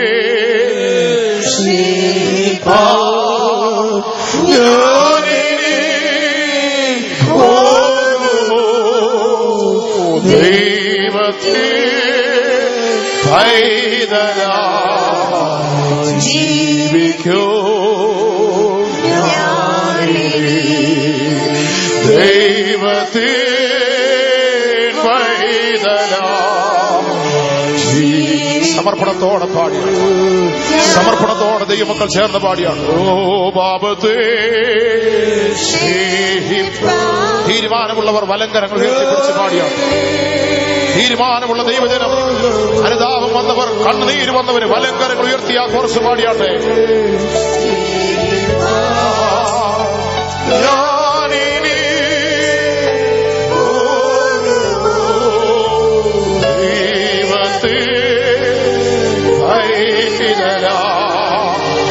ജീവിക്കൂ ഓ ദൈവത്തെ പൈതലാ. ഹല്ലേലൂയ. സ്വർഗം കണ്ടുകൊണ്ടേയിരിക്കുകയാണ്. ഓ ദൈവത്തെ പൈതലാ ജീവിക്കൂ. രാത്രി സമർപ്പണമുള്ള ദൈവമക്കളുടെ ദൈവത്തിന്റെ ദൃഷ്ടിയും ദൈവത്തിന്റെ കരവുമുണ്ട്. ഈ രാത്രി യേശു നിന്നെ സ്നേഹിക്കുന്നു. പ്രിയ സഹോദര, നീ ഇന്ന് രാത്രി ഇവിടെ യാദർശികമായി വന്ന വ്യക്തിയല്ല. കർത്താവാണ് നിന്നെ സ്നേഹിച്ച് ഇന്ന് രാത്രി ഇവിടെ കൊണ്ടുവന്നത്. ദൈവത്തിന്റെ പ്രവൃത്തി നിന്റെ ജീവിതത്തിൽ ദൈവം ആരംഭിച്ചു. കഴിഞ്ഞ കാലങ്ങളിൽ സാത്താൻ നിന്നെ കെട്ടിവലിച്ചു കൊണ്ടുപോയ പാതകളിൽ നിന്ന് യേശു നിന്നെ തിരികെ കൊണ്ടുവന്നിരിക്കുന്നു. കർത്താവ് നിന്നെ വിളിച്ച് മടക്കി കൊണ്ടുവന്നു. ചില യവന ഹൃദയങ്ങളെ കർത്താവ് തന്റെ സ്നേഹത്താൽ വിളിച്ച് യഥാസ്ഥാനപ്പെടുത്തി കഴിഞ്ഞു. ഇനിയും മടങ്ങിപ്പോകല്ലേ, ഇനിയും പാപത്തിന്റെ വഴികളിലേക്ക് തിരികെ പോകരുതേ. ഇന്ന് രാത്രി സമർപ്പിക്കാമോ? ദൈവം ആ സമർപ്പണത്തെ മുദ്രയിടുവാൻ, ആ തീരുമാനത്തെ മുദ്രയിട്ട് നിങ്ങളെ അനുഗ്രഹിപ്പാൻ സ്വർഗം തുറന്നൊരു അഭിഷേകവും നിങ്ങൾക്ക് തരാൻ പോകും. ഇന്ന് രാത്രി വേളയിൽ സ്വർഗം തുറന്നൊരു അഭിഷേകത്തെ ദൈവം തരാൻ പോകും. സമർപ്പണമുള്ള ദൈവമക്കൾ ഒരു നിമിഷം ദൈവസന്നിധിയിൽ എഴുന്നേറ്റ് നിൽക്കാമോ? സമർപ്പണമുള്ള ദൈവമക്കൾ ഒരു നിമിഷം ഈ വചനങ്ങളുടെ മുമ്പിൽ തങ്ങളെ തന്നെ താഴ്ത്തിയവർ, ഏൽപ്പിച്ചു കൊടുത്തവരുണ്ടെങ്കിൽ ഒരു നിമിഷം അങ്ങനെയുള്ളവർക്ക് ദൈവസന്നിധിയിൽ എഴുന്നേറ്റ് നിൽക്കാം. അവരുടെ മേൽ ദൈവത്തിന്റെ പ്രവൃത്തി ഉണ്ടാകട്ടെ. നിങ്ങളെടുത്ത തീരുമാനത്തെ മാനിക്കുവാൻ, നിങ്ങളെടുത്ത ആ ഉടമ്പടിയെ മാനിക്കുവാൻ ദൈവം ഇന്ന് രാത്രിയിൽ ദൈവം നിങ്ങൾക്ക് ഒരു അഭിഷേകം നയിക്കാൻ പോകുന്നു. എത്ര പേർ അതിനുവേണ്ടി വാഞ്ചിക്കുന്നു? ആ അഗ്നിയുടെ അഭിഷേകം സ്വർഗം തുറന്ന്, സിയോനെ തുറന്ന് കർത്താവ് നിന്റെ മേൽ പകരുവാൻ പോകുന്നു. വിശ്വസിക്കുന്നുവോ? ആ അഭിഷേകത്താൽ നിനക്ക് ജയമുണ്ട്. കഴിഞ്ഞ നാളുകളിൽ നിന്നോട് പോരാടി ആ ദുഷ്ടൻ ഇന്ന് രാത്രി ചെങ്കടലിന്റെ ആഴത്തിലേക്ക് മുങ്ങിപ്പോകുവാൻ, ആ മിസ്രൈമേ ശക്തി ചെങ്കടലിന്റെ ആഴത്തിലേക്ക് മുങ്ങിപ്പോകുവാൻ ഇന്ന് രാത്രി സ്വർഗം കൽപ്പിക്കുകയാണ്. നീ അത് വിശ്വസിക്കാമോ? ഇന്ന് കണ്ട മിസ്രൈമിനെ ഇനി ഒരിക്കലും കാണുകയില്ല. ഒരു അഭിഷേകത്തെ കൂടെ തന്ന് നിങ്ങൾ എടുത്ത തീരുമാനത്തെ ദൈവം മാനിച്ചെങ്കിൽ ഇപ്പോൾ നിങ്ങൾക്ക് ഒരു അഭിഷേകം ഉണ്ടാവും, ഒരു ദൈവശക്തി നിങ്ങൾക്കുണ്ടാകും. ഒരു ഉണർവിന്റെ കാറ്റ് നമ്മുടെ മധ്യേ വീശി ദൈവം നിങ്ങളെ ഉണർത്തുവാൻ പോകുന്നു. എത്ര പേർ വിശ്വസിക്കുന്നു? വിശ്വസിക്കുന്നവർ ചേർന്നൊരു കോറസ് പാടിയാട്ടെ. ഉണർവിൻ കാറ്റ് വീശുക, മനസ്സലിവിൻ ദൈവമേ എന്നുള്ള കോറസ് എല്ലാവരും ചേർന്ന് ആത്മാവിൽ പാടി അഭിഷേകത്തോടെ ദൈവശക്തിയോടെ വിശ്വസിച്ച് ഏറ്റുപറഞ്ഞ ദൈവമക്കളുടെ മേൽ അഭിഷേകത്തിന്റെ ആ കാറ്റ് ഒരു അഗ്നി പോലെ വന്നിറങ്ങുവാനിടയായി തീരട്ടെ. ഹല്ലേലൂയ. ഉണർവിൻ കാറ്റ് വീശുക, മനസ്സലിവിൻ ദൈവമേ. ഉണർവിൻ കാറ്റ് വീശുക, മനസ്സലിവിൻ ദൈവമേ. ഉണർന്നു ഞങ്ങൾ നിന്നുടെ ഗുണഗണങ്ങൾ വർണ്ണിപ്പാൻ, ഉണർന്നു ഞങ്ങൾ നിന്നുടെ ഗുണഗണങ്ങൾ വർണ്ണിപ്പാൻ. നാമധേയ കോട്ടകൾ തകരണം ഈ കാറ്റിനാൽ, നാമധേയ കോട്ടകൾ തകരണം ഈ കാറ്റിനാൽ. നന്മ തിന്മ ഏതെന്ന് ഉണ്മയായി കാണുവാൻ, നന്മ തിന്മ ഏതെന്ന് ഉണ്മയായി കാണുവാൻ. ഉണർവിൻ കാറ്റ് വീശുക, മനസ്സലിവിൻ ദൈവമേ. ഉണർവിൻ കാറ്റ്. അഭിഷേകത്തോടെ ദൈവമക്കൾ ചേർന്ന് പാടിയാട്ടെ.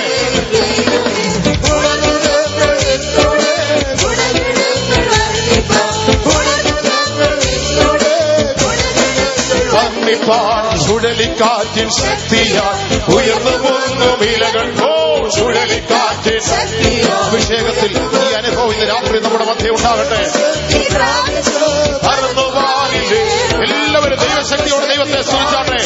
പറന്നുവാനിലേറുവാൻ ചുഴലിക്കാറ്റിൻ ശക്തിയാൽ ഉയർന്നു പോകും ഇലകൾ പോൽ, ചുഴലിക്കാറ്റിൻ ശക്തിയാൽ ഉയർന്നു പോകും ഇലകൾ പോൽ. ആത്മശക്തി പ്രാപിച്ച് പറന്നുവാനിലേറുവാൻ, ആത്മശക്തി പ്രാപിച്ച് ഓ ചുഴലിക്കാറ്റിൻ ശക്തിയാൽ അഭിഷേകത്താൽ ഈ അനുഭവം രാത്രി പന്തലിന്റെ പിന്നിൽ നിൽക്കുന്നവരിലും മുമ്പിൽ നിൽക്കുന്നവരിൽ ഒരുപോലെ ഉണ്ടാകട്ടെ.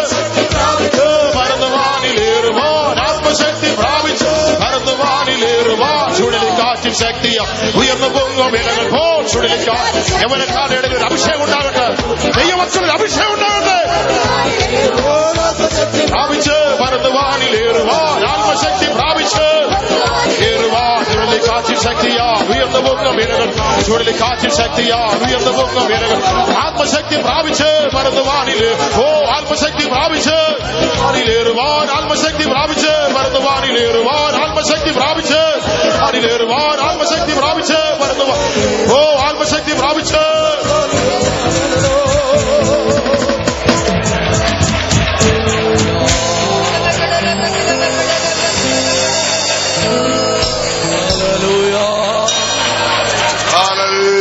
Hallelujah, hallelujah. Praise the Lord, praise the Lord, praise the Lord, praise the Lord, praise the Lord, praise the Lord. Hallelujah, hallelujah, hallelujah.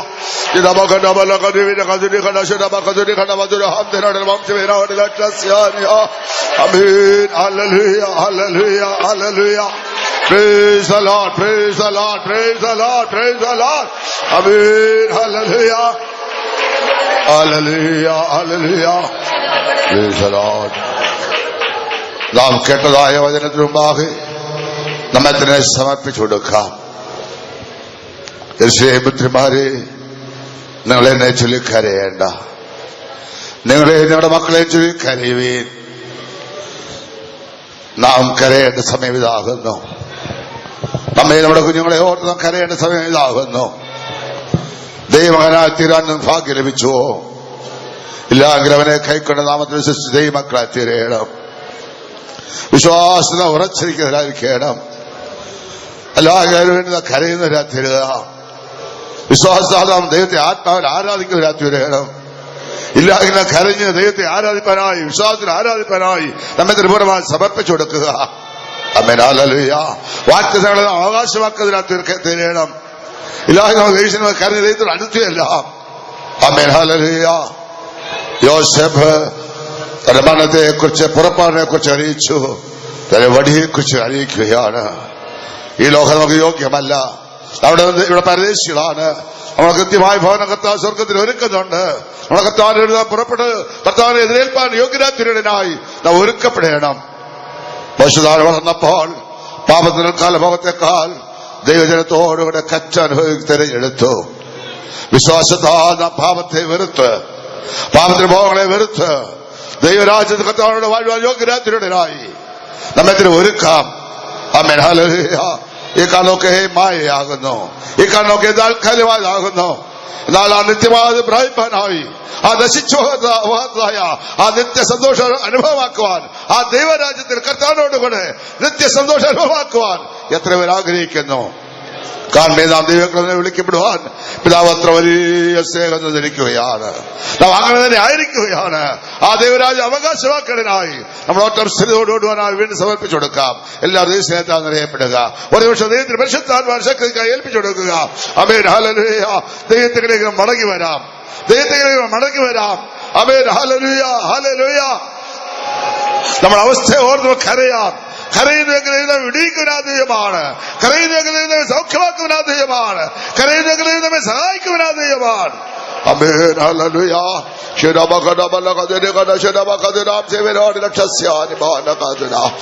Amen. Hallelujah. അതേ സ്നേഹത്താൽ നിറയപ്പെടുക. ദൈവത്തിന്റെ പരിശുദ്ധാത്മാശക്തിയാൽ നിറയപ്പെടുവാൻ എല്ലാവരും ഏൽപ്പിച്ചു കൊടുക്കുക. കർത്താവ് നമ്മളെ കരുതുവന്നിരിക്കുകയാണ്. നമ്മുടെ ശിവശേഷ യോഗത്തിന് 1-ാം ദിനം തന്നെ കർത്താവ് തേജസ്സോടെ മഹിമയോടുകൂടെ നമ്മെ എല്ലാവരും അനുഗ്രഹിപ്പാനായി കരുതുവന്നിരിക്കുകയാണ്. അനുഗ്രഹം പ്രാപിച്ചു വേണ്ടതാണ് കടന്നു പോവേണ്ടത്. ആരും കടന്നു വന്നതുപോലെ കടന്നു പോകാൻ ഇടയാത്തരുത്.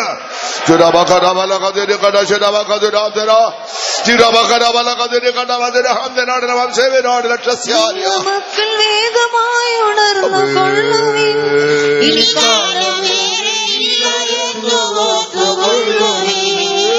ദൈവമക്കൾ വേഗമായി ഉണർന്നു കൊള്ളുവിൻ, ഇനി കാലമേറെയില്ല എന്ന് ഓർത്തുകൊള്ളുവിൻ.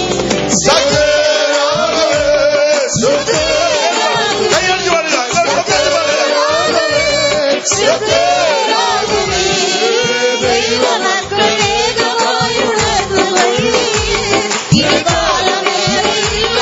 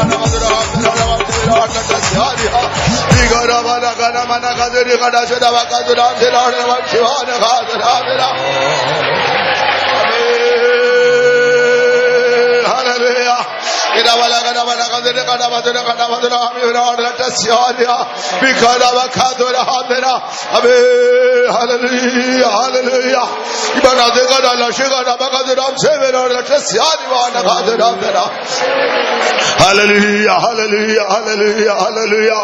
Praise the Lord, praise the Lord, praise the Lord, praise the Lord. ഇനി കാലം വേറെ ഇല്ല.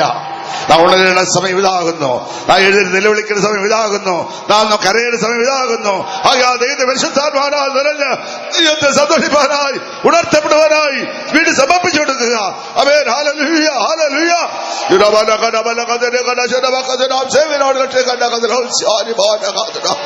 ദൈവമക്കൾ വേഗമായി ഉണർന്ന് കൊള്ളുവേ, ഇനി കാലം വേറെ ഇല്ല എന്ന് ഓർത്തു കൊള്ളുവേ. ഓ ദൈവമക്കൾ വേഗമായി ഉണർന്നു കൊള്ളുവേ, ഇനി കാലം വേറെ ഇല്ല എന്ന് ഓർത്തു കൊള്ളുവേ. ദൈവമക്കൾ വേഗമായി ഉണർന്നു കൊള്ളുവേ, ഇനി കാലം വേറെ ഇല്ല എന്ന് ഓർത്തു കൊള്ളുവേ. ദൈവമക്കൾ വേഗമായി ഉണർന്നു കൊള്ളുവേ, ഇനി കാലം വേറെ ഇല്ല എന്ന് ഓർത്തു കൊള്ളുവേ. ദൈവമക്കൾ വേഗമായി ഉണർന്നു കൊള്ളുവേ, ഇനി കാലം വേറെ ഇല്ല എന്ന് ഓർത്തു കൊള്ളുവേ. ദൈവമക്കൾ വേഗമായി ഉണർന്നു കൊള്ളുവേ, ഇനി കാലം വേറെ ഇല്ല എന്ന് ഓർത്തു കൊള്ളുവേ. ദൈവമക്കൾ വേഗമായി ഉണർന്നു കൊള്ളുവേ, ഇനി കാലം വേറെ ഇല്ല എന്ന് ഓർത്തു കൊള്ളുവേ. ദൈവമക്കൾ വേഗമായി ഉണർന്നു കൊള്ളുവേ, ഇനി കാലം വേറെ ഇല്ല എന്ന് ഓർത്തു കൊള്ളുവേ.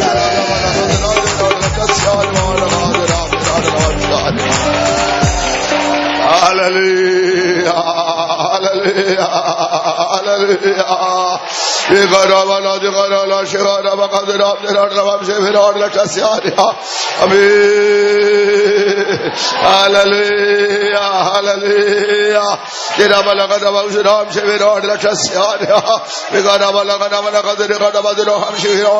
My Father, hallelujah. Amen, hallelujah, hallelujah. Praise the Lord. Hallelujah. Hallelujah. Hallelujah. ദൈവത്തിൽ കടന്നു ദൈവത്തെ സന്തോഷിപ്പാൻ ദൈവകൃപ ദൈവത്തെ സഹായിച്ചനായ കൈകളെ സ്തോത്രം ചെയ്യാം. സ്വോത്രം സ്വോത്രം സ്വോത്രം സ്വോത്രം സ്വോത്രം സ്വോത്രം. നമ്മുടെ സുവിശേഷ മീറ്റിംഗിന്റെ ഒന്നാം ദിനം തന്നെ സർവശക്തനായ കർത്താവ് തേജസ്സോടും മഹിമയോടും ദൂതസഞ്ചയത്തോടുകൂടെ നമ്മുടെ മധ്യേ കടന്നു വന്ന് നമ്മെ സമൃദ്ധിയായി അനുഗ്രഹിച്ച കൈകളെ സ്തോത്രം ചെയ്യാം. സ്വോത്രം സ്വോത്രം സ്വോത്രം സ്വോത്രം സ്വോത്രം.